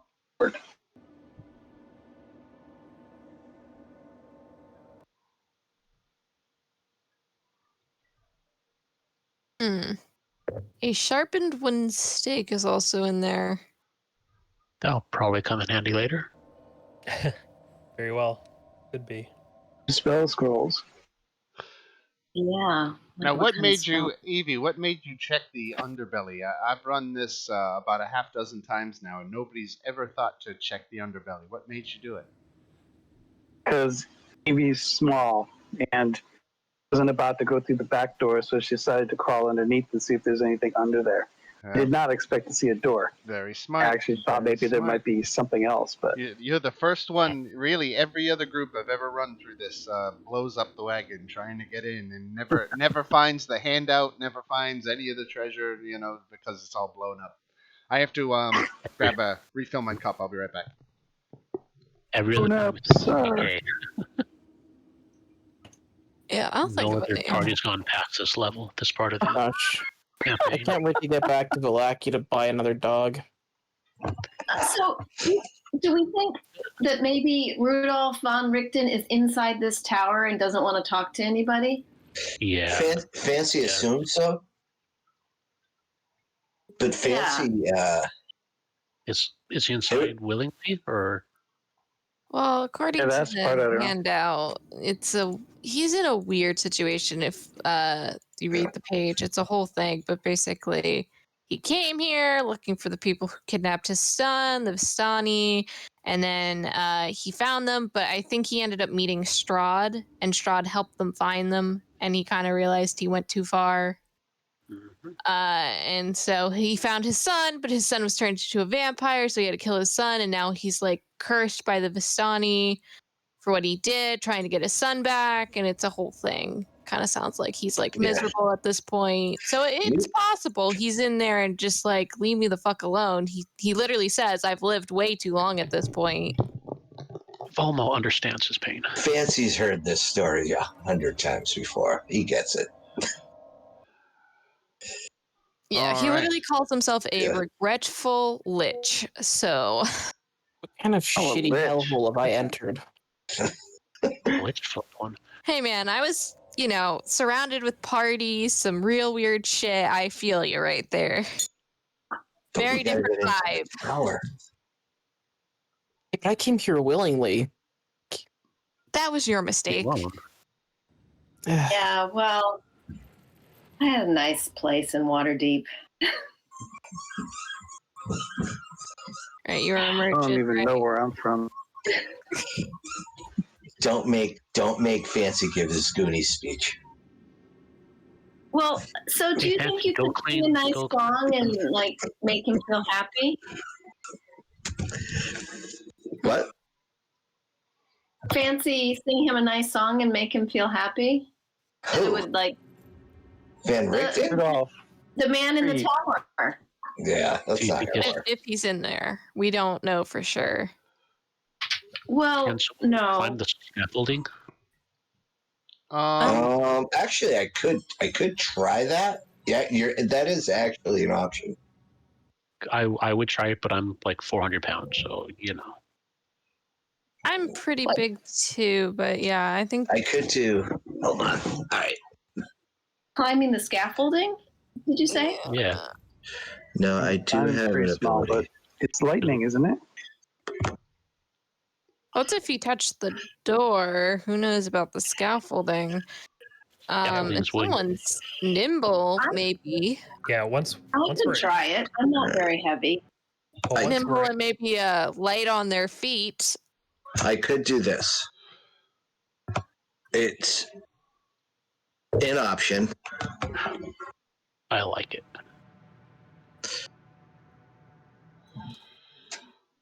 So, a little bit about the scaffolding. There are rotting wooden beams supporting it, which groan and creak with the slightest breeze. A series of ladders and platforms lead to a hole in the northwest wall on the 3rd floor. Oh, that seems like worth trying. Rotting wood, yeah. I don't think we necessarily want to charm him. I wasn't thinking of. People get mad for being charmed. It's like my nuclear weapon ability, but it's very situational. Nuclear weapon. Yeah, let's save it for if we find him in there. But I like what Space Bear put in the chat, Yeah. and what I was kind of trying to hint at. Yeah. That I know he's got a climbing speed. Yeah, that's probably the easiest way in. Is the building still surrounded by lightning? No, the 10 minutes has elapsed, so the trap is reset. Or we could do the shape-shifting thing again. Or Could I'm a spider or something. I like the way we went. Okay. I want to see Space Bear do it.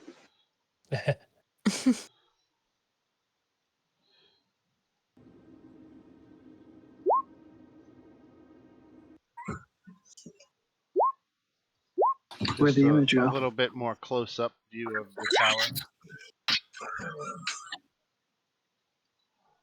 Was just the cat up there?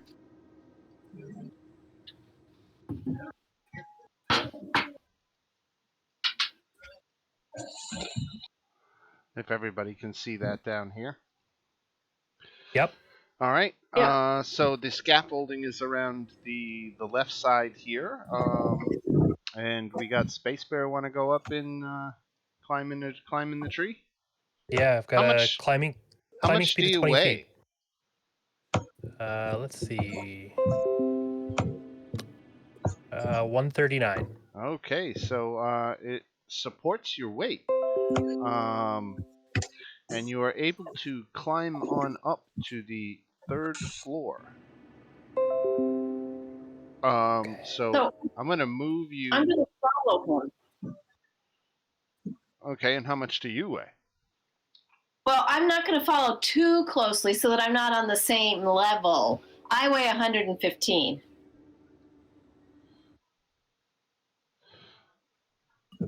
All right, so it doesn't really break down. It has a weight limit. It doesn't necessarily specify by level.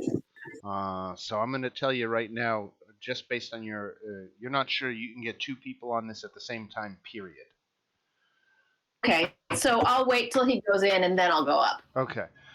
Space Bear, I'm going to move you up to level 3 by himself up here. I don't want him to be by himself with whatever he runs into.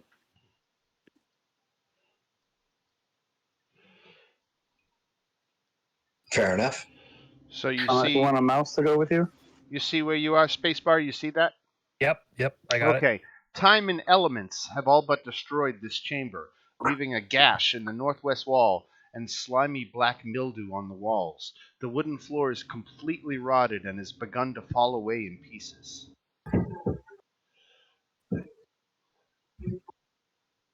Okay.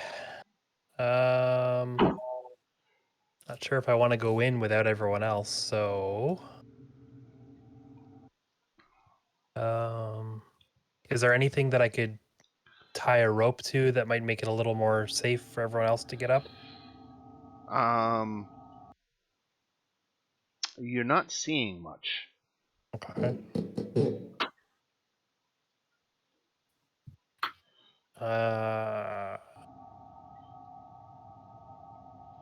Okay, I'm gonna go back down and let the party know what I saw, and we'll have to brainstorm.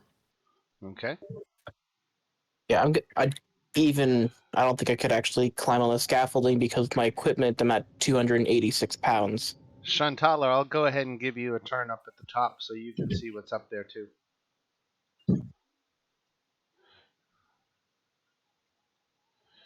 You should be able to see that now. You can see his gray. Oh, wait. Scroll up. So there are no stairs. That would appear the Stairs. situation. All right. That would appear to be the situation. There's the hole in the middle of the floor. And can I see what's down the next floor? So in that hole, you can see that there are 4 chains running down in the corners. You really can't see too much of the floor below. Let me maybe tell you, you can.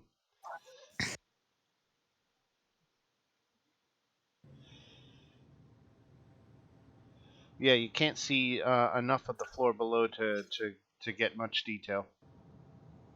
It's a floor. Is it another wooden floor? Yes, with another hole. Could we get up there with rope? There's another hole.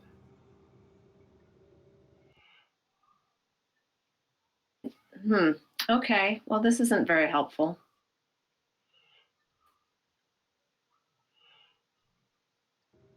Oh, maybe was that some kind of elevator there?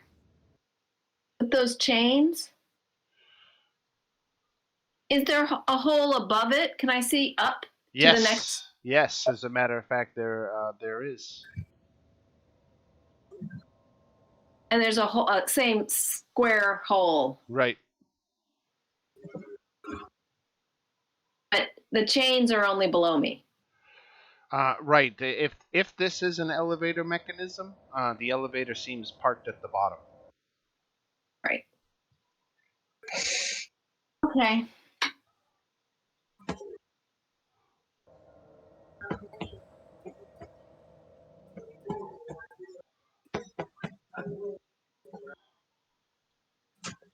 So can we check out the hole? Well, Anybody else want to climb the scaffolding and have a look? I'm Wait, sure I'll how do just you wreck do the that? entire scaffolding, so I'll avoid that for now. Yeah, there's no way I'm making it up there. All right, let's go in the front door. I mean, Do we know the weight limit or not? You know that it supports 139, right? Oh, okay. I'm 127. I had up. There's no signs of a basement or anything like that. No. No hidden door on the ground. Nope. Just that door with the plaque on it. Terrible planning. Anybody go in, by the way? There you go. No, they didn't. There is a front I door. mean, it We've already tried the front door. It doesn't work. Or it works as intended, just not for us. what about if it's opened from the inside? That would be Right. ill. Oh, I That was would trying be to figure ideal. out the runes. But I don't think. Was there anything in the wagon that would help me to move the front door? No. No, the wagon didn't seem to have anything on it. Just to give the door a look. Can I just make a perception check and see if I can figure anything out about the door? Just Yeah. see Yeah, maybe sure. I can gather some idea of what we're dealing with here. Looks like we're just supposed to do the Macarena. Yeah, I get Right. nothing. That to be fair, that might be it. What is the Macarena? You gotta show me, but I think that's it. You just gotta do the little the dance based on the yeah. You can just follow the instructions. You know yourself. what? Enough. I'm casting invisibility. I'm using a second level spell. But you guys are, I'll tell you, you're barking up the right tree with the Macarena. Yeah. When is that ever the wrong solution? Right? All right. Invisibility. You know what it does. So, with a little experimentation, you find that repeating the arm and the arm positions, basically, of these stick figures, as you trace the line from one figure to another, if you do them in the right order, without touching the door, that the door opens.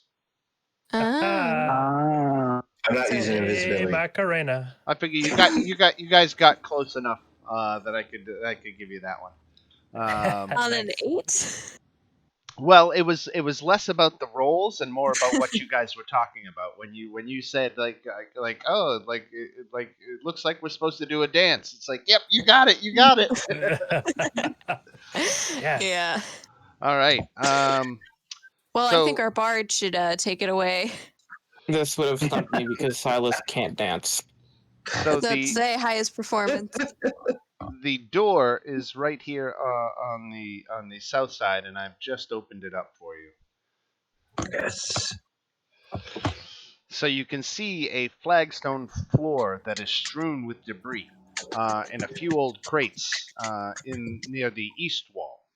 There's a torn curtain to the south that partially obscure the entrance, um, and a 5-foot square indentation in the center of the floor contains 4 pulleys attached to taut iron chains that stretch up through a similarly sized hole in the rotted wooden ceiling. Standing next to the chains are 4 tall clay statues. You have to go inside.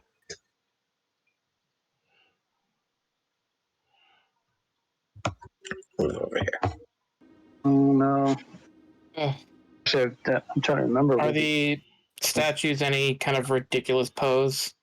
They clay are statues. actually all standing holding these chains. And sorry, what are they attached? What are the chains attached to again? They're attached to basically an elevator, and it appears that the statues are holding the chains in their hands. Well, this worked last time I tried to touch something. I'm going to step onto this elevator and probably die. Talk about a bad idea. You know Go, what? Marty. No, Down there, I'm right? not going to step on it because now Fancy's saying it's a bad idea. I don't know. You can't just go stepping on elevators. Anybody want to check for traps? What is Yeah, let's- an elevator? Yeah, what is this mechanism you speak of? The druid and the ranger are very confused. Window, these idiots. I mean, I've never seen anything like this before. So you've got the elevator, the crates, the debris, and the statues in this room. This time there were crates, there were vampires, weren't there? Yeah, What are the not looking statues great. of? I mean, what sort of figure? They're humanoid-ish figures. They're Are they- holding the chain. Yes. Do they spin around or their arms move up and down? They Are they don't floating? appear to have moving parts. Someone's going to have to go on that like elevator. Kazan. I'll go on the elevator. I have the highest. This is just like the abyss. Somebody had to go. So if I'm on the elevator and I look upwards, Uh it's not. Oh, Oh no! Great. Those are what the statues look like. oh. Oh, good. oh. Yeah. They all turn into those. They're like your Like, friendly tells me they're not neighborhood great. clay bombs. Something tells me they not only just look like them. It's a Something sneaking tells me they suspicion may- that I have. May become them. Is there anything in the crates? Should we look in the crates?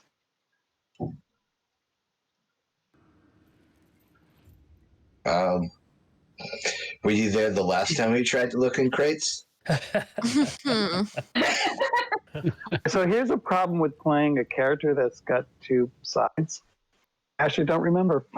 Oh, I think it was. Yeah. No, because I went in as a spider. I got stepped on. Going upstairs. I think I was Everett, but You were. Right, You because we were. had to break it to Evie, and that was about what happened to That's it. Monk.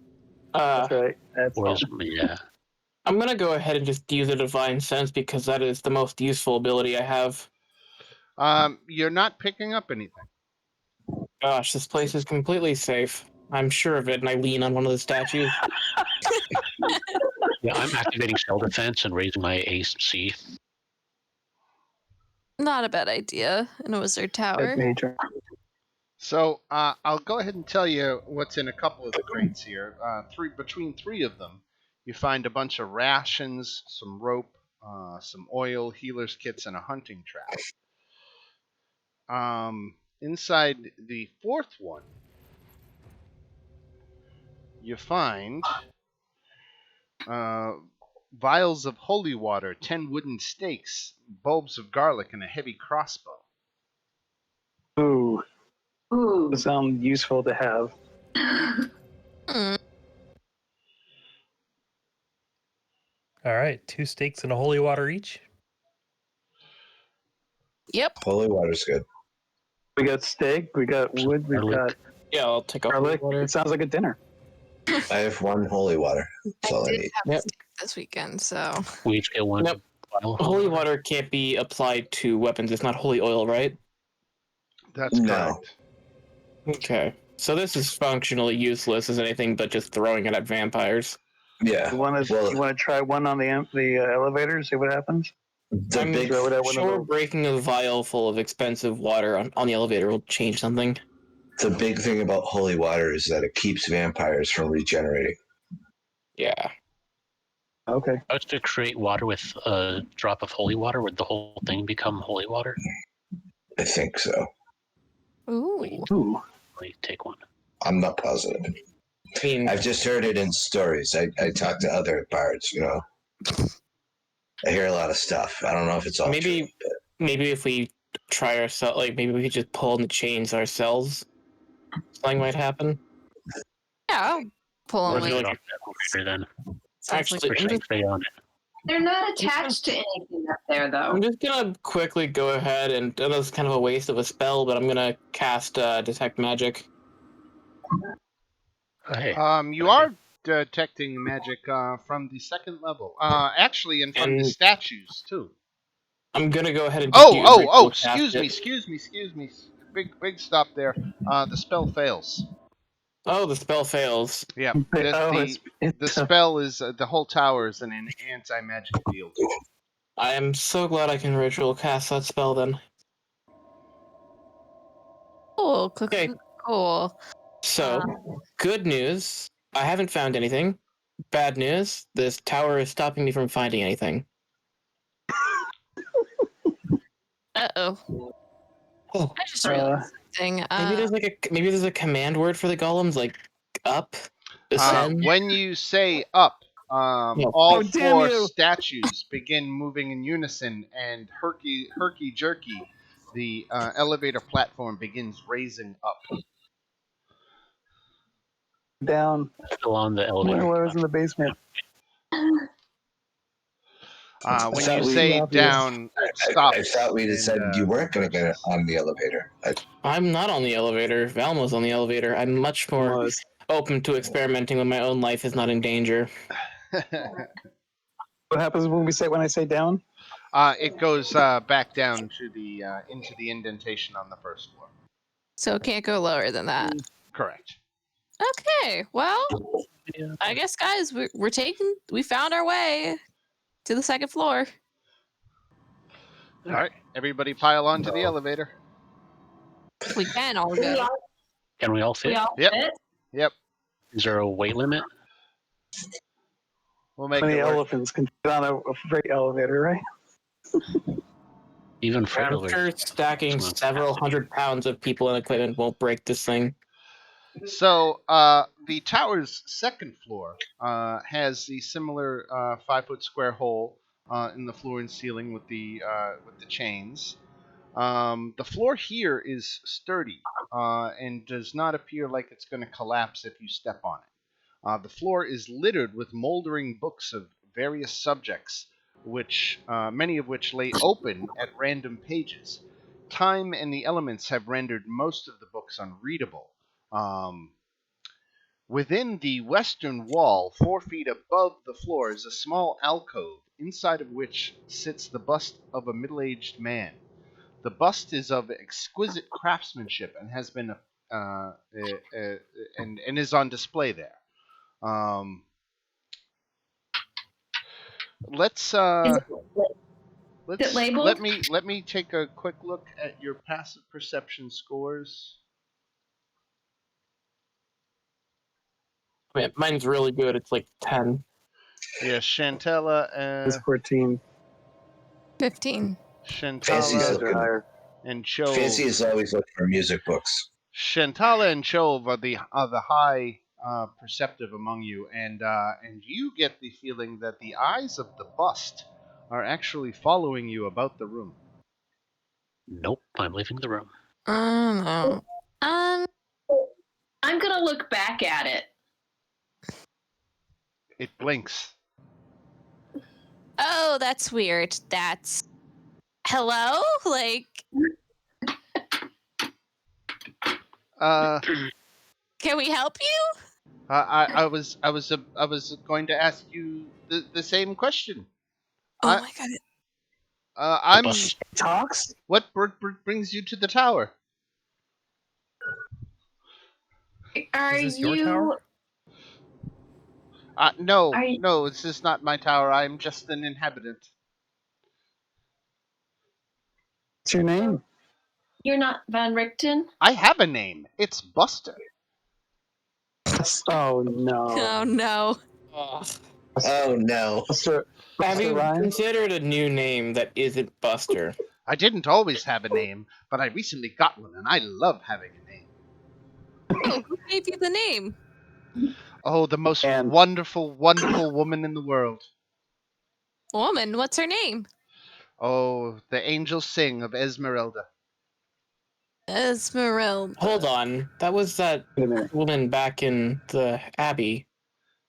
Oh, yeah. Oh, The one with the wooden leg, right?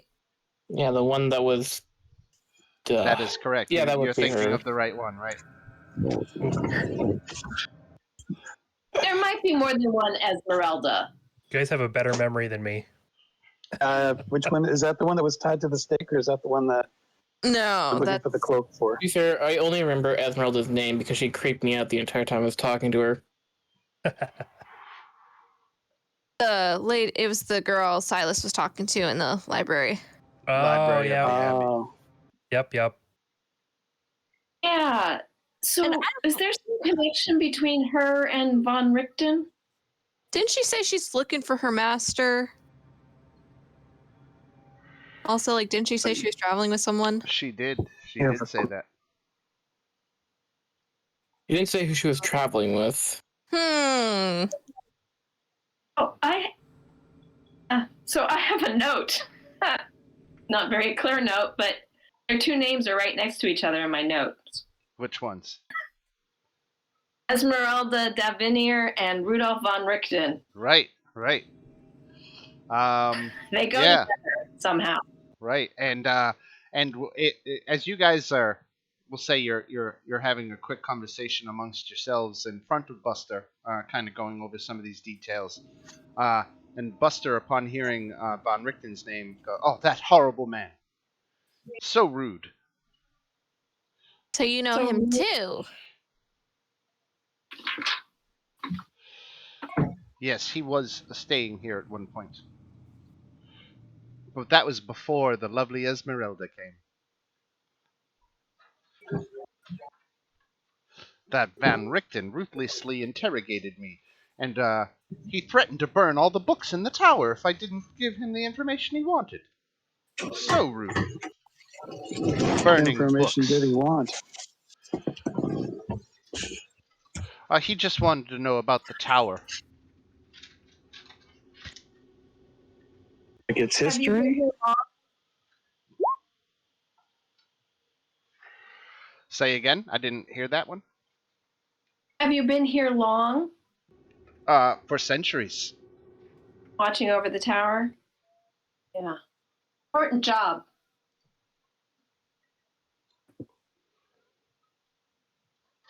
You got many visitors? So he can give you a brief history that I'll give you here in this handout. Um, The tower was created by a wizard named Kazan. Kazan used to work for Strahd and actually helped build Castle Ravenloft. This was Kazan's tower. Kazan had gone on to become a lich, but ultimately destroyed himself trying to escape Barovia. This wouldn't be the reason that this is a pocket dimension, would it? He would appear to have been a victim of that pocket dimension, as he destroyed himself trying to get out of it. True.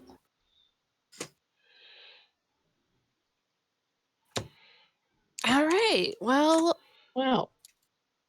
interesting. So there's another floor to this tower, and I He think says, it's worth an exploration. Please, before you go, uh, I would ask but two favors. Okay. And one is a noble mission, the noblest of all. It would be the mission of love.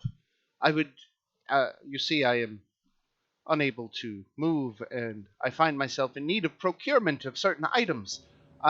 A book of poetry, perhaps, a bouquet of flowers, maybe a bottle of wine. But anything that I could present as a gift for my dear Esmeralda the next time I see her.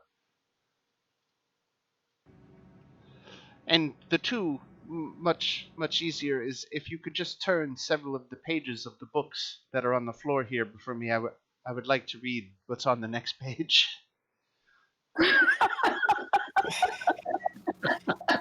I would hate to break your Cho heart. immediately flips the pages. Oh yeah, that's just starts flipping them. Oh, That good? I've been waiting so long. All right. Just let me know, and I'll flip the page when you're done. Do one of us have a bottle of wine kicking around? I Somebody might. I don't just know. got this wine too, but So I kind of took it before we left. But you said you want to give it to your little girl. What was her name? Esmeralda, yes. Okay. Sure, I'm a little surprised. You don't look like the person who would drink. I shouldn't get into this. It's when I start drinking, I don't stop kind of situation.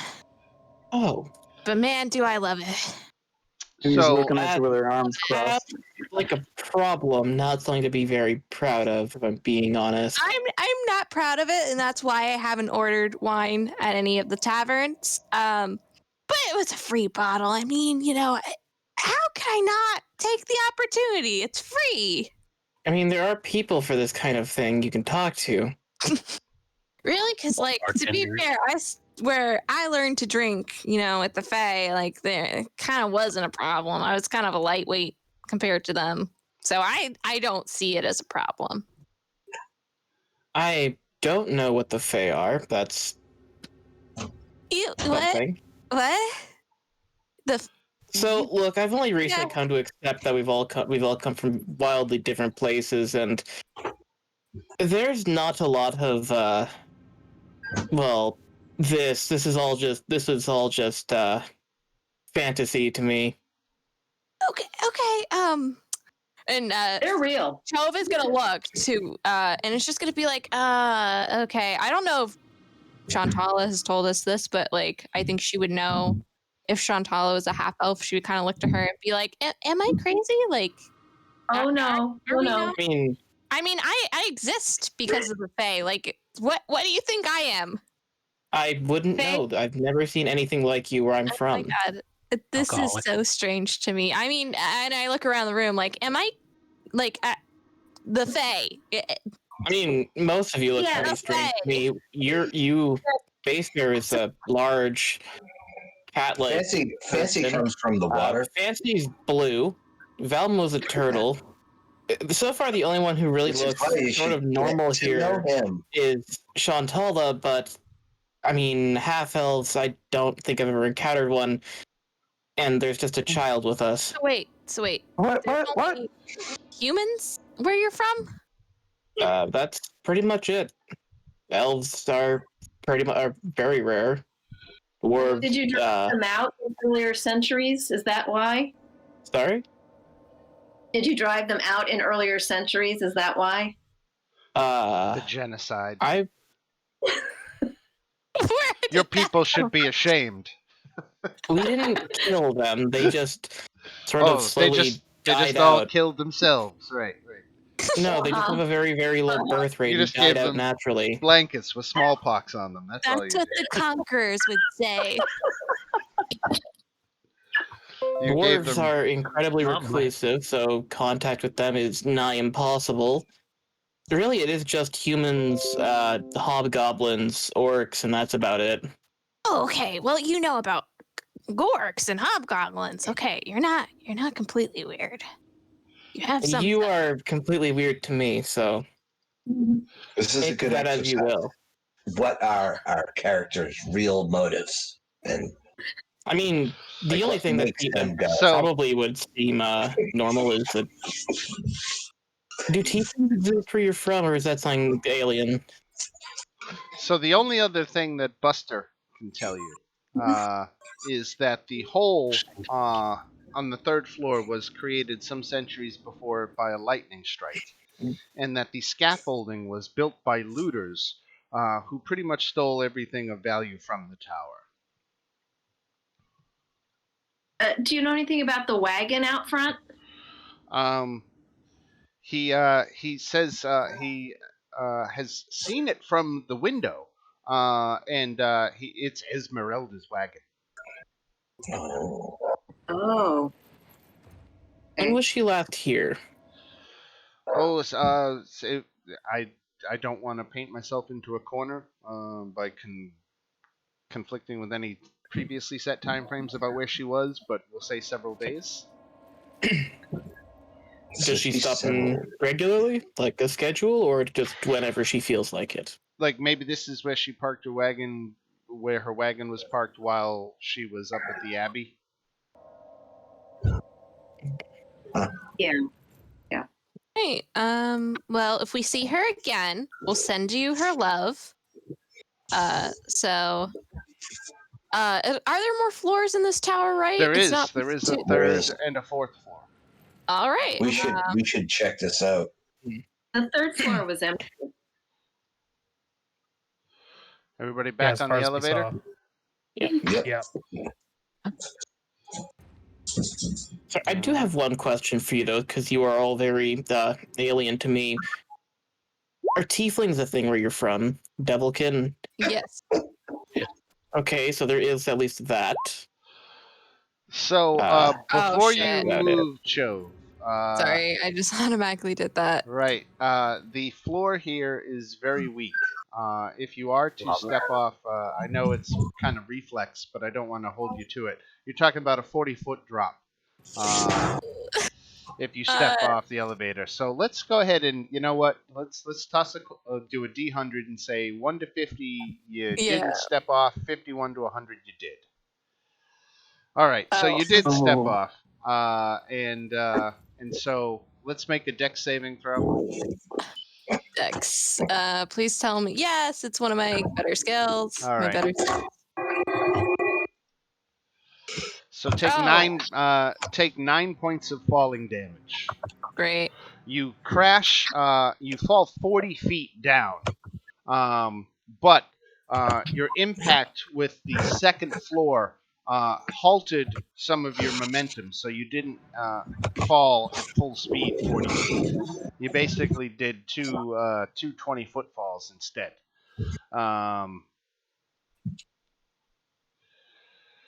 So you know what? We'll long story short it, and we'll say that everybody ends up taking the elevator back down. You get back on and come back to this point. But really, Can we just say she's like just lying in pain wherever she ended, and just is like, ow. She's just too embarrassed to get back up. Right. So that's really all that's going on the third floor. There is nothing here. It has been thoroughly looted. But going up to the fourth floor, things get more interesting. So unlike Go ahead and step off. Unlike the levels below, this room shows signs of recent habitation. Although the place reeks of mold and mildew, it has plenty of creature comforts, including a cozy bed, a desk with matching chair, bright tapestries, and a large iron stove with plenty of wood to feed it.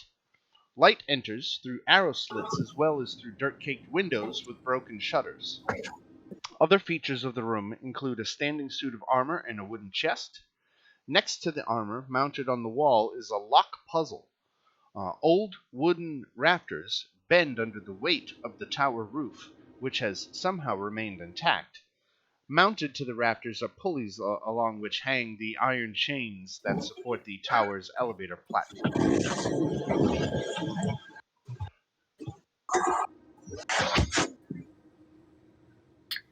I wonder Anything if this is interesting on? where Esmeralda is staying.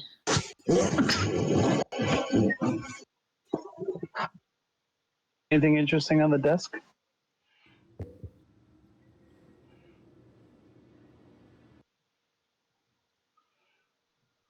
Let's see.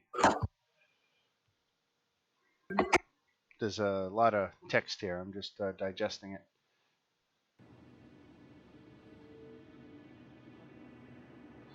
So,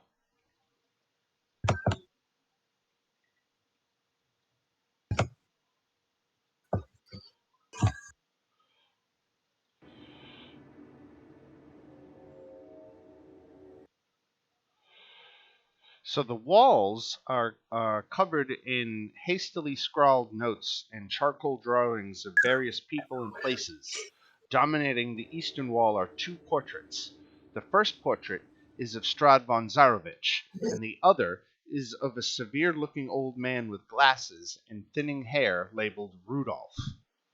A crisscrossing web of dark thread connects all of the other notes and portraits to the larger two portraits. Let's get some intelligence checks. This will go really well for me. Very smart. Very smart. Space Is Bear that a gets straight it. intelligence? Yep. All right, Space Bear and Evie get it.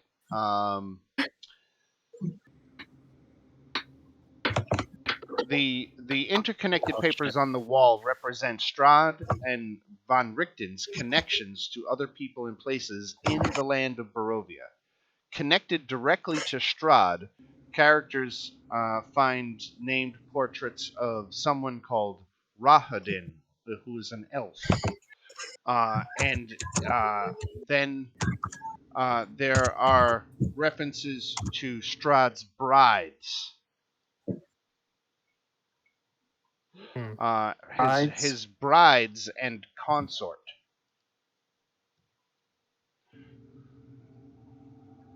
Milla? Yeah. There are pictures of brides and consort? No, there aren't pictures of them. So, okay. So we can't tell if they look like Irina. Right. So there's...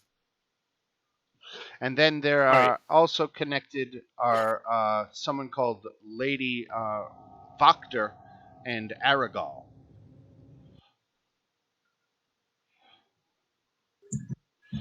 Connected directly to Van Richten, there are notes regarding Valaki and the tower that you guys are standing in, as well as Vistani camps through the land.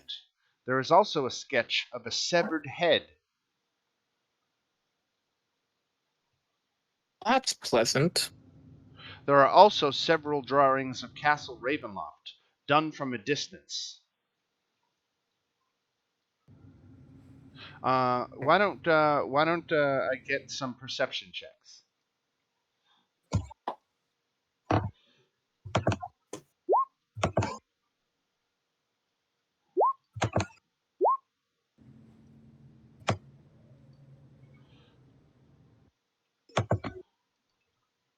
Ooh.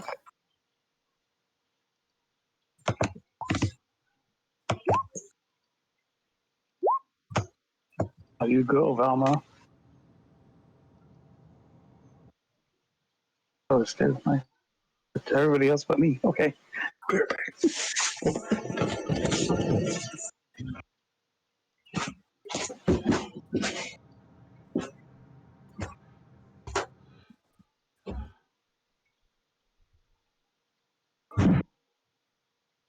All right, this is really cool. Yeah. The laying flat on the desk is a hand-drawn map of the immediate area around Lake Baratok. There's a circle drawn on an area of the forest to the northwest of your current location with the word werewolves written next to it.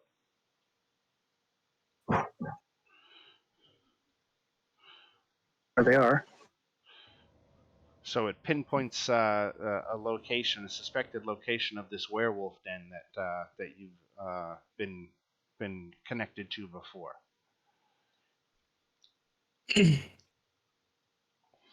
There is a lavender aroma emanating from the wooden chest, which is unlocked.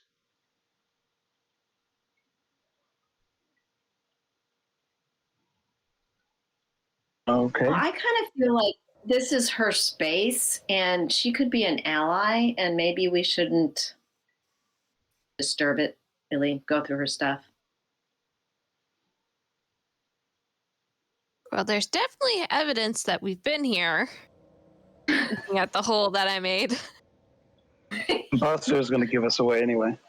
True. Yeah, But that doesn't mean we go through her stuff. we need to make it any worse than it is. Yeah. He has no boundaries. She's going through the stuff. Evie, no. No, why? Come on. Stop. If she's staying here, like Shantalo is staying, we may just like make things worse with her, you know? Can I just sort of sleight of hand and give Evie a thumbs up to do it?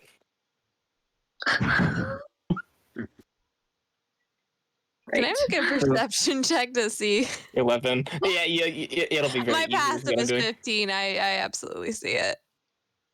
And when Evie turns around, I like punch you in the shoulder. You're just gonna hit a solid plate of metal. That's your.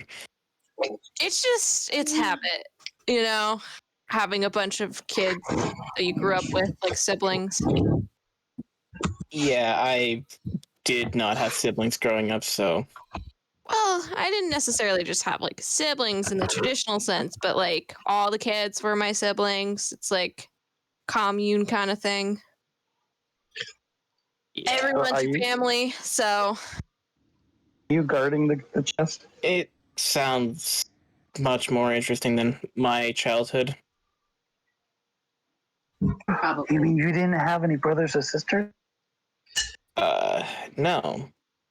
I'm not surprised by that. My child. What surprised you at this point? Listen, Silas, you still find ways to surprise me. So, who knows at this point? So here comes a dump at Whoa. you of these are some of the von Richten things that you find in the area. They've even got the full covers too. That's amazing. Ooh, Shove definitely. I have some of these books in real life. Yeah, so do I. A lot of them, actually. The only one I actually don't have here is the Von Richten's Guide to Fiends.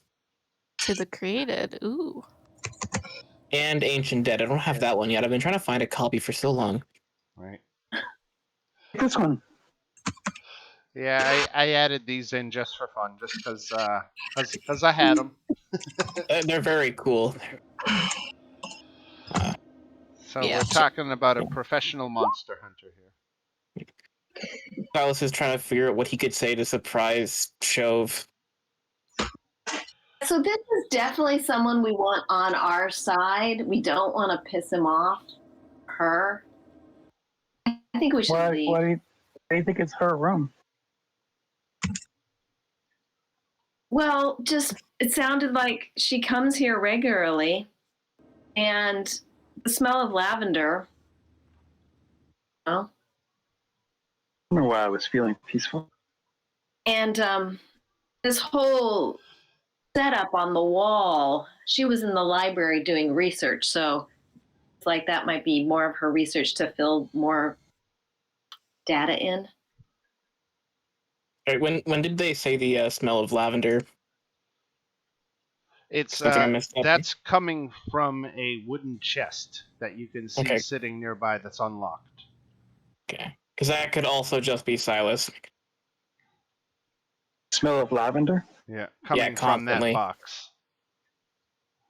You have lavender. Just admits lavender. That's what he was. That's the surprise, right? Yeah, that's the surprise, right? Yeah. He just constantly smells like lavender. Well, I mean, your hair is a surprise enough. But the fact that it's 3 feet long and terrible to manage.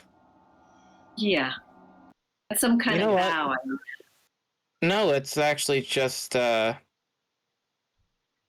do I explain this? It's not fashion, surely. Whenever you do whenever you sort of I gotta think how to explain this. It's not fashion that sort of dictates why it's so long. It's sort of just expected that I have just really long hair because it's what people know me for. That and killing a lot of things. I sort of just have to keep up appearances for the upper class because, well, it's a standard. Sorry? Oh, because I am used to helping the upper class keep up appearances. This is just keeping up my own appearances so that they don't question. What do you mean you keep up appearance of the upper class? Well, when you're expected, they sort of expect you to look one specific way and never to change. So any amount of change, it sort of makes them suspicious. And so I've just sort of kept it this way for years, actually. It was never this unmanageable, but I literally cannot cut it, or else it might actually affect me negatively. Like Samson? What? Sam, like I don't know. Have you tried braiding it? Like, It doing braid. like really intense braids though? I Like only box know how to do braids or not box braids. I'm sorry, Dutch braids. I'm gonna be honest. I only know how to do one braid. I don't really know how to braid hair beyond this. Well, that's one thing I can do if you let me. You can do hair? Oh, Can I make an insight check to see if she's like just making fun of me again? Because that seems to be a theme. Yeah, I don't know. You I'll guys are do on it. your own on this one. Wait. I'm having a blast. You can't tell, but she seems visibly excited, like she really wants to braid your hair, but you don't know if it's like I'm gonna fuck up your hair or I'm gonna like actually make it look really nice. Like I haven't had the chance to braid anyone else's hair. You can't tell. If we find a spot to rest, I'll take you up on that. Oh my god, you will not regret this. Well, I'm sure I will. Yeah. So where I come from, the upper classes like to change the way they look, and they always try to look better. All right. Change how? Are we in the middle of a dungeon like experience? Well, I was just gonna recap. You got obviously this huge set of paperwork going on in this room. You've got the box. You've got this standing suit of armor. The puzzle. Yeah, there is a how exactly did it read? Next to the armor mounted on the wall is a lock puzzle.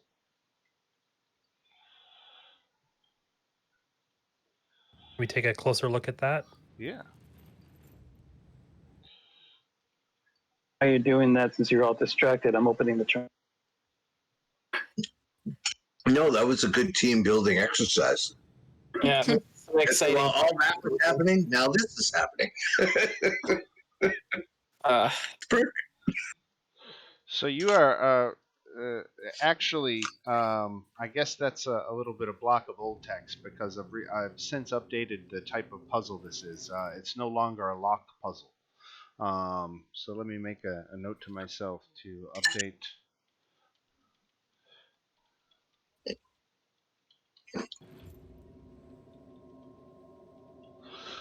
So it is not, in fact, a lock puzzle, unless you want to consider you have to, on this dial, you see this golden dial at the bottom, you need to dial in a certain word, and when you dial in that word, apparently it will activate whatever it activates. And to help you figure out that word is the following puzzle.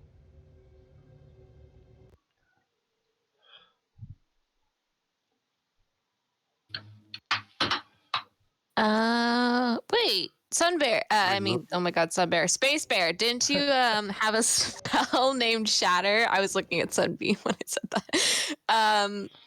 Does this make any sense to you? Not at first glance. So I'm going to say, looking at the numbers of the letters,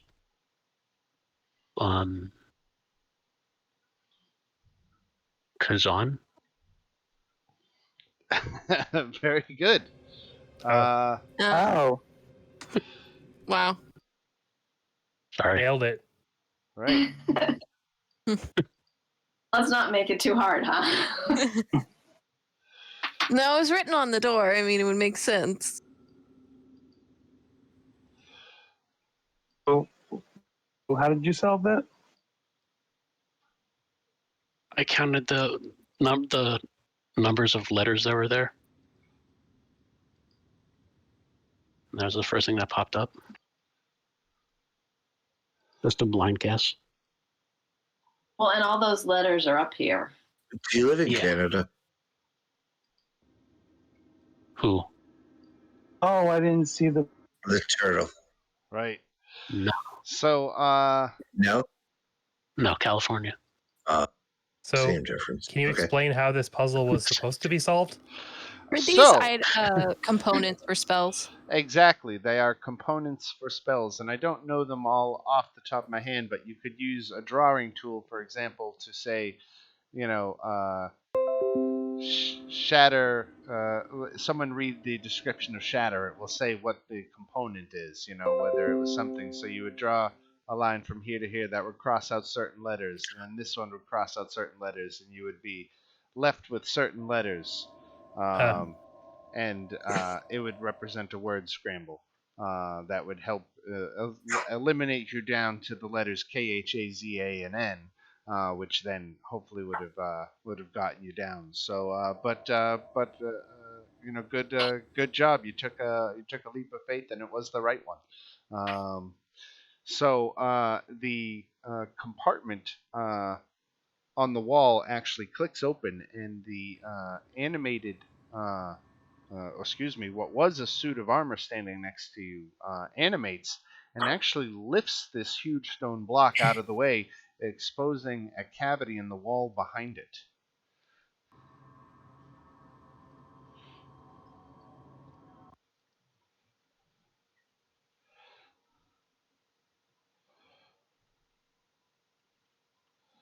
All right. Is there anything in the cavity, or is it? Take a See what's in there. If revealing the chair. Okay, so inside there is a hilt of a sword, but just the hilt. We need that. Tortley. Which direction is the hilt? Crystalline sword. We need that. That's. Uh-oh. If I remember, no, I don't think that I could remember correctly without potentially metagaming. What did we? No, I'm gonna drop that because I don't want to accidentally spoil something. Thank you. Fancy has been shown the way. So you find this sword hilt, and it's in the wall, and it would one of you would have to attune to it to get to know the full properties that it has. But spoilers, those are some of the properties it has. Who's gonna take it? Did I take it? I'll take. I have 2 different songs for whoever takes it. I would like it because that looks pretty neato. Can Oh, why can't a woman have it? Or a female? Yeah, why I not? don't think I said I'm confused. I don't think I ever said that she Jesus. couldn't have it. I just said that I wanted it. so I was just reading it's chaotic good. Could you handle? Yeah. You know, do we need to do like what do you? I don't like know enough about the requirements of attunement, but aren't there like rules about who can attune to what?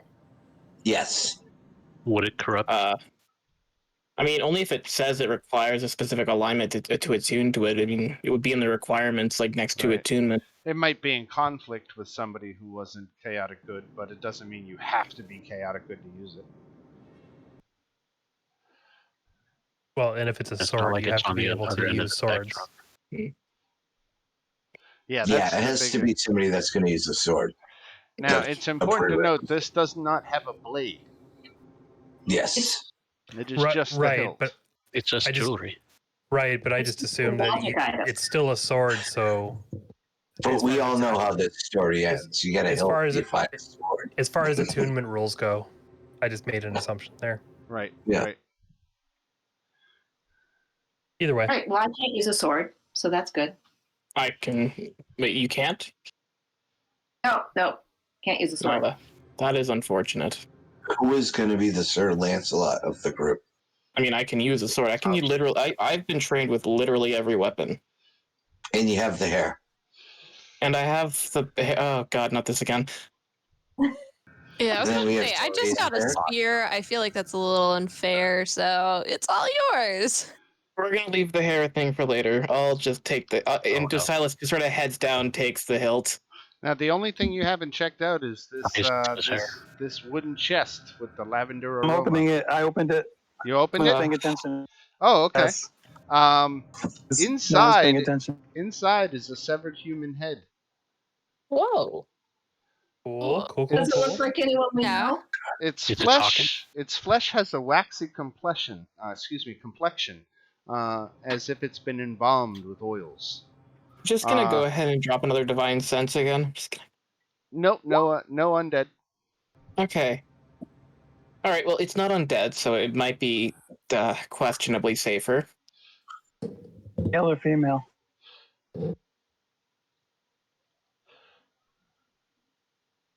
Do you think we can give it to that creepy abbot for a face? That's what I was just thinking. Yeah, there you go. And we give it to Buster and have him. I was He going to said ask on Buster. Irina, though, once he saw her. Wow. But who knows? This was no- Maybe. Some good It ideas. smells of What lavender. condition does this face look in? It's an embalmed body. Oh, well, this will go perfect for his little project. It's a male. Sure. Oh. Well, I mean, I'm a male, and he wanted my face. I don't see the problem here. You're a pretty boy, though. And yeah, I've got like 18 charisma. How much mean, hair yeah, is but- in the chest? Yeah, though? sorry. Does this thing also have 3 feet of hair? No. It could be a Vistani. Get back to the bar. What would make us Anyone? think that? Just the physical characteristics that can be common among people. The way they wear their hair and stuff.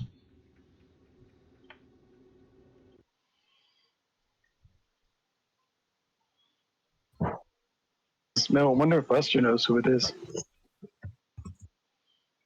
With his, long lost. And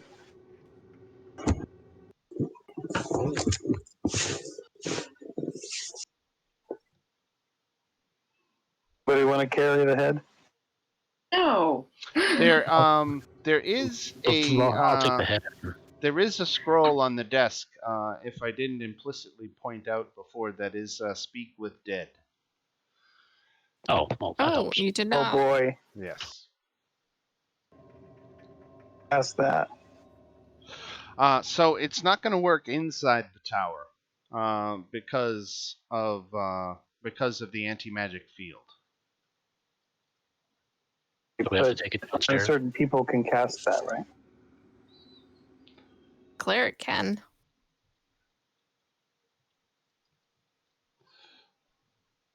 Speak with Do Dead you is a think that? bard cleric wizard spell. So if we take her magic item, she's going to be really pissed. Only if she finds out. Maybe she can't use them. Maybe we need them to She help didn't her look like the survive. type of a spellcaster. I think we should ask Buster whose kid this is. Not a bad I just idea. want to keep it secret. Let's. Honestly, we just rifled through her stuff. We're probably gonna have a hard time keeping any of this a secret. Well, Buster will confirm that the old man was here for months, and he moved lots of stuff up here, including a wooden chest. Esmeralda was here more recently and hasn't taken all that much up or down, but mostly just books and notes and things. Oh. So are we going to take the head down to Buster? He doesn't know the head. He said never knew him, but the box sounds like one that Von Richten had with him. You know if this Von Richten is still alive, Buster. I wouldn't know. Okay. Any chance that he works in an abbey? I don't get to see much of the outside world, as you'd imagine. What, you want to go out for a while? Unfortunately, you'll find I'm affixed here to my pedestal. Is the pedestal affixed to the ground, DM? So he's actually Pedestal. really affixed. Oh, it's sovereign glue. But is the pedestal attached to the ground? He's in an alcove built into the side of the tower wall. And, is he a construct? He's I guess he's just a sentient bust. That's built out from the wall, built into the wall. Yeah. I really want to take this thing later. So if we blow up the wall, Right, if there's ever a point where we can leave this dreadful place, I'm taking Buster with me. It's far too entertaining. well, let's go back downstairs outside and talk to the head. Yep. I'm gonna step on the platform. All right, everybody on the elevator. Yes. Don't forget to scroll somebody. Yeah, I was gonna say take the scroll. I'm gonna... Let's see on the elevator. Down.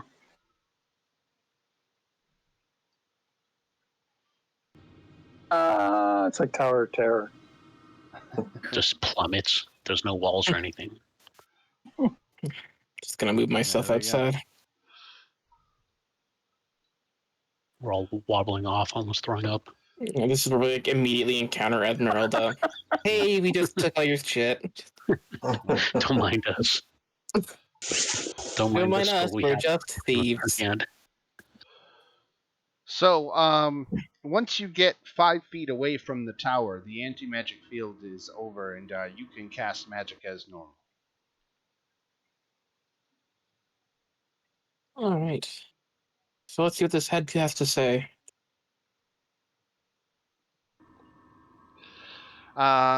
So it is. The eyes of the head open, and look at you, and he says, "Well, you're new. Who are you, and what do you want?" Or new? Spell. How often do you get visitors? What's that? The only person who casts a spell can actually talk to it, right? Effectively, we'll let everybody in because it's more fun that way. Okay. Wasn't expecting you. Where's the old man? What we old don't man? know. We don't know where he is. Hopefully Who are dead you? somewhere. Name is Jan. I was Like the sound traveling. or the Jan, Yan. okay. I was traveling with that murderous bard. Bard. Bard? I was a More fancy monster over here. hunter. No, What was the name of that bard? I was traveling with a half-elf bard named Rictavio. He was offering me a Oh. ride in his carnival wagon. We had been traveling together for several days, and the bastard killed me. You guys play any good gigs before that? No. You know? Where were you trying to go? Okay.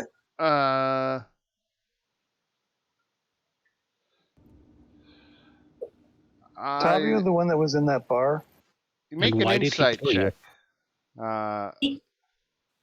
Make an insight check. Get an inside check. Not too Yeah, bad. we met that half elf. He was in the bar, in the pub or something. Yeah, with the three. Yeah, back Jan in is Fluffy. definitely avoiding. He's not saying something about why Rictavio killed him. Okay, well, here's the thing. I think we have a limited amount of time here. So, I mean, you don't have to tell me. We'll ask him ourselves. But that's good to know that you aren't telling me something.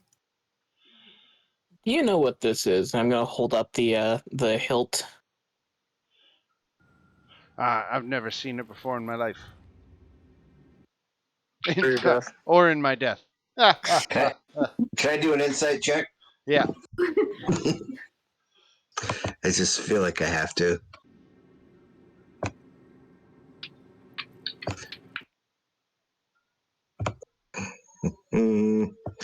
Insight. I'm not even good at it, but even I can figure that out. Why did the old man have you in the box? Say again. Why did the old man have you in that box? He's been milking me for information about the Vestani in Barovia. I think he's planning something terrible. Terrible? Why?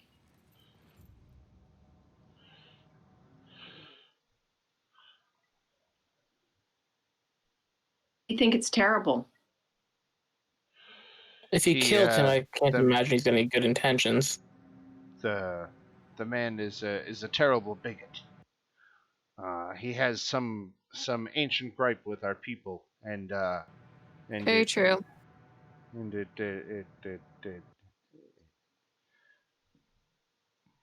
Ah, yes. Well, death of a child sometimes makes people go a little off the rocker rails. Do you know a way out of Barovia? Only the Vestani can travel the mists, and that is not a secret that they share with the Georgios. What's inside the mists? The mists are encircle everything. He can't get into the metaphysics of it. Suffice to say that the land of Barovia is surrounded by them, and only his people can navigate them. You can't. Not anymore. So, you guys could possibly leave. That's what you're saying. We do travel to other lands. Can you take other people on our way out? Got it. And why do you come back? That's the question. Good point. Home is home. Oh. Not all homes are the same.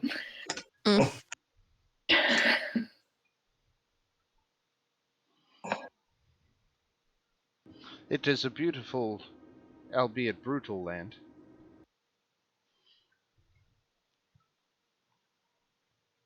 So what are we going to do with this head?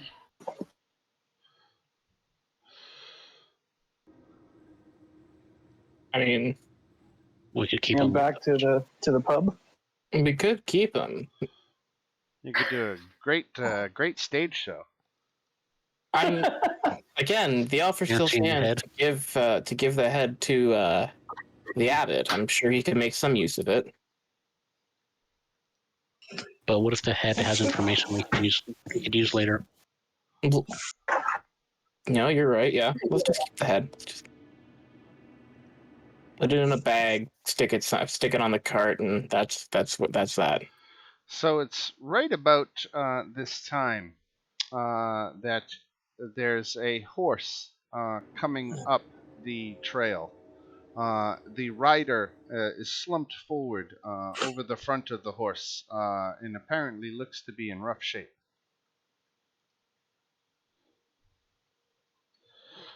Oh, Do we know who it fantastic! Who is it? It appears to be Esmeralda. Oh, she's back. Whoa. Drop all of her stuff. Put the head back. Walk away. Oh, She looks so much cooler in her art than she does in her token. Right? she does. I found- It's sort of problem, The but token it's doesn't sort of do her like- justice. I mean, it's sort of like Arena's official art versus the token. I might have found a piece of better art. Just Oh, it's amazing. So I'm going to Well, go we up made and a see if she mistake. needs help. Is she wearing a boot over her wooden leg? Please say yes. She is, yes. Amazing. Yes. it's the trick. She could always throw the boot at somebody. Still walk. Yeah, the boot is actually just a weapon. Just like Selma Hayek. She gets here and hops off this horse and actually smacks it on the rear and sends it off running. He tries to chase it. Not gonna catch it, is he? Actually, before it runs away, I'd like to cast a compelled duel on it. That's the dumbest thing can't- possibly no. do. No, because I want the horse, and if it fails its save, it can't go beyond 30 feet of me. Why did her health just drop? I was just more trying to represent her beat up condition. Okay. Are you okay? She says, no, I need rest. I have supplies in my wagon. A wagon. Yeah. I know what wagon you're talking about. And she goes. She actually wiggles in through the bottom, and What? and comes up Trapdoor through. underneath? It's amazing. And eventually, then she comes out the back end, and she looks like she must have downed a healing potion. She looks a little bit better, but she's still exhausted. And she says, "So we meet again. What is it brings you here to the tower on the lake?"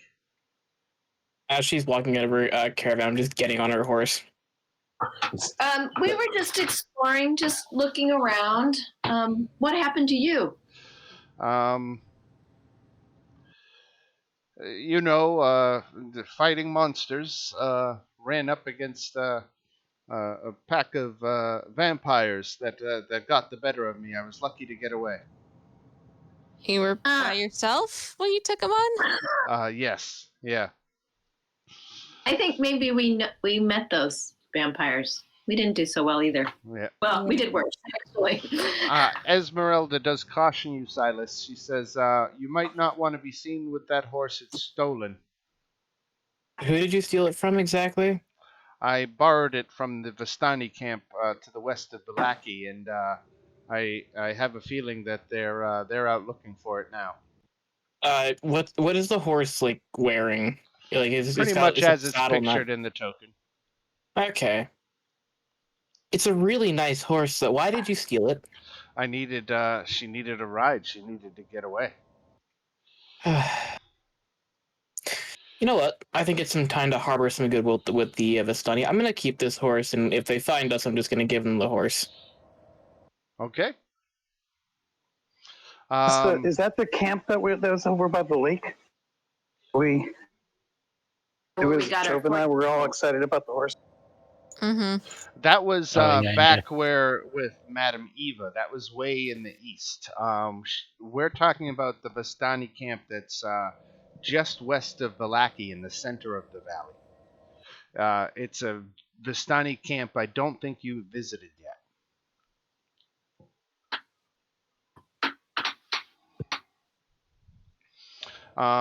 So Esmeralda explains that she was, again, you already know that she was looking for a master, and apparently he had spent some time here, so she took up residence here and was hoping to pick up his trail. She says that she's going to go upstairs and get some rest, but she cautions you that there is a pack of werewolves operating in this area, and they sometimes come through here. So, not to be caught unaware.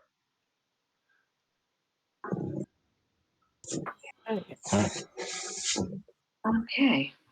Well, Whoa. out of all this, free horse, I guess. Did we take everything out of her caravan, or? I was gonna say, should No, we get those you bottles didn't. of exploding things? You didn't take anything that I saw. We took Well, I the thought when you stuff. gave us a list. I'm sorry. Go ahead. The stuff from the crates inside on the first floor. Yeah, that was the crates. That was not the wagon, right? The wagon was like the holy water and stuff, and the wire. Right. I grabbed one of the holy waters. Those are, again, the crates. The wagon. Once Esmeralda's out of earshot, I'd like to get the group together. Probably a good idea if we leave before she realizes all the shit we've taken from her. Oh, yeah, definitely.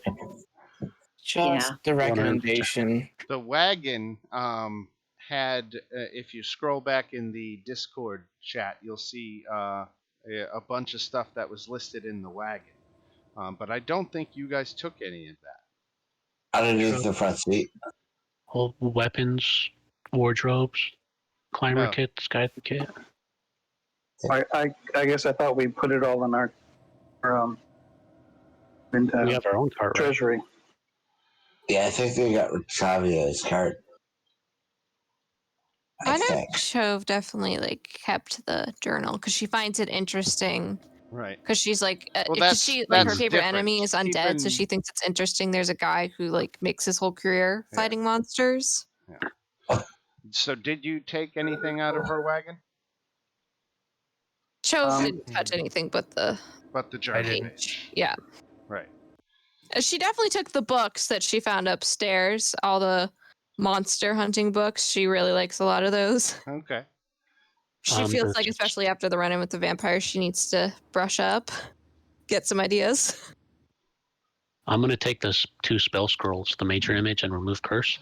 Are you sure you want to do that? Again, you're stealing. This is stuff that's in Esmeralda's wagon.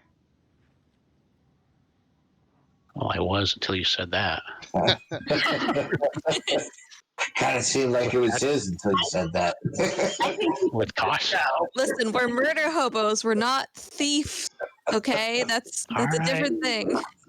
I resent that statement, murder hobos. We don't kill everything we meet.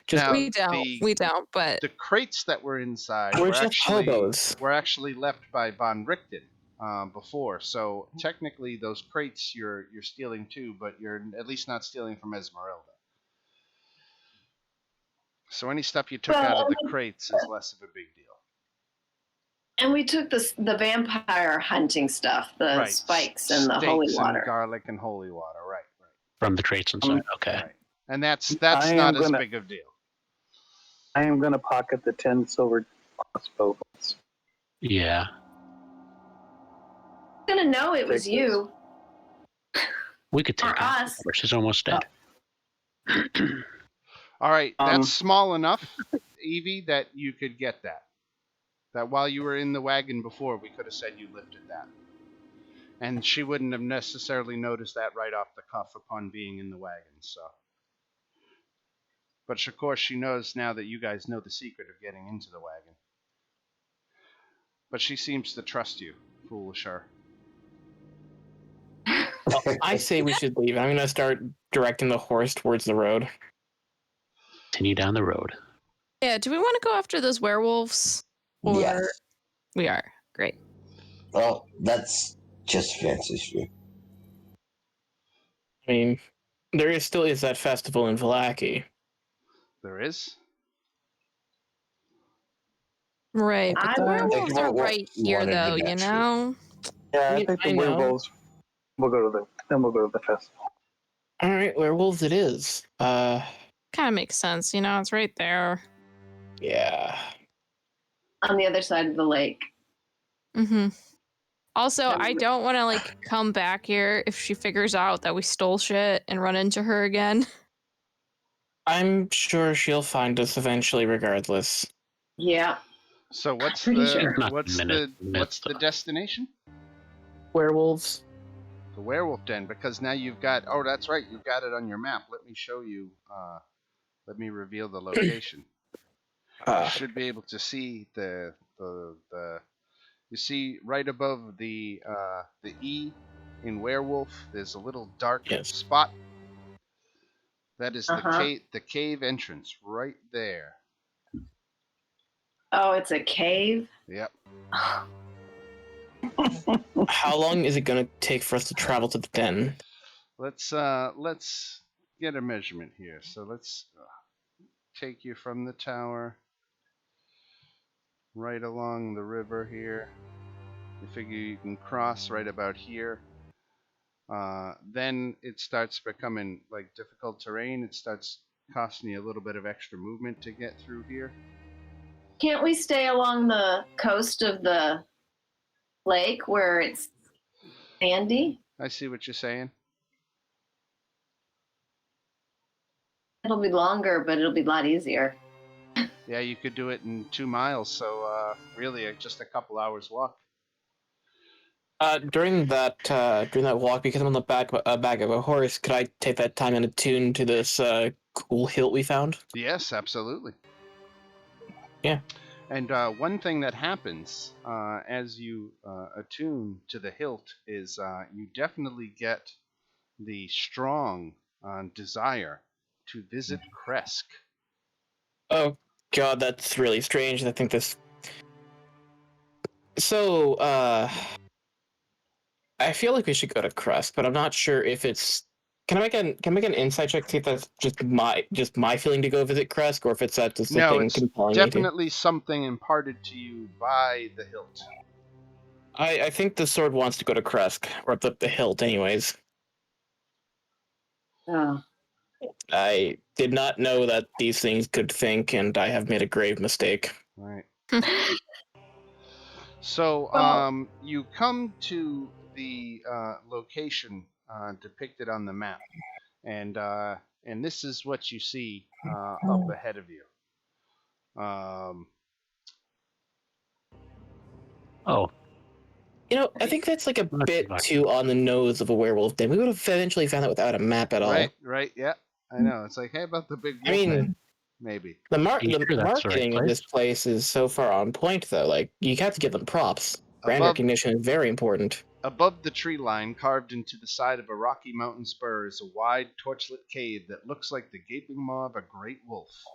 100 feet above the cave mouth, farther up the sloping mountainside, you can see a rocky ledge. And I think that is where we will call it for this week. Let me see if where's the werewolf den on my map here.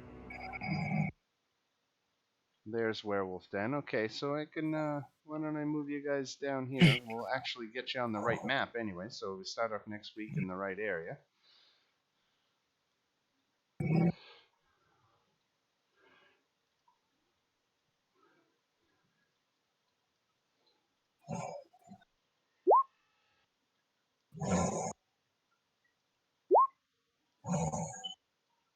It'll be fun. Shantala.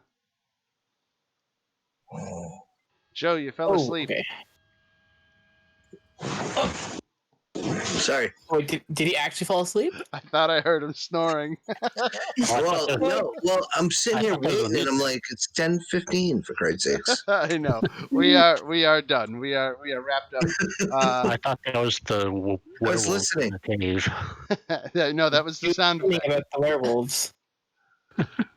I was quietly enjoying the post game. So the open jaws of the wolf's head form a 15-foot-high canopy of rock over the cave mouth, held up by natural pillars. The ceiling rises to a height of 20 feet inside the cave, and torches and iron brackets line the walls. From somewhere deep inside, you hear the echoing sounds of a flute. Some notes are discordant and painfully so, and that is where we will officially call it for tonight. So thank you all.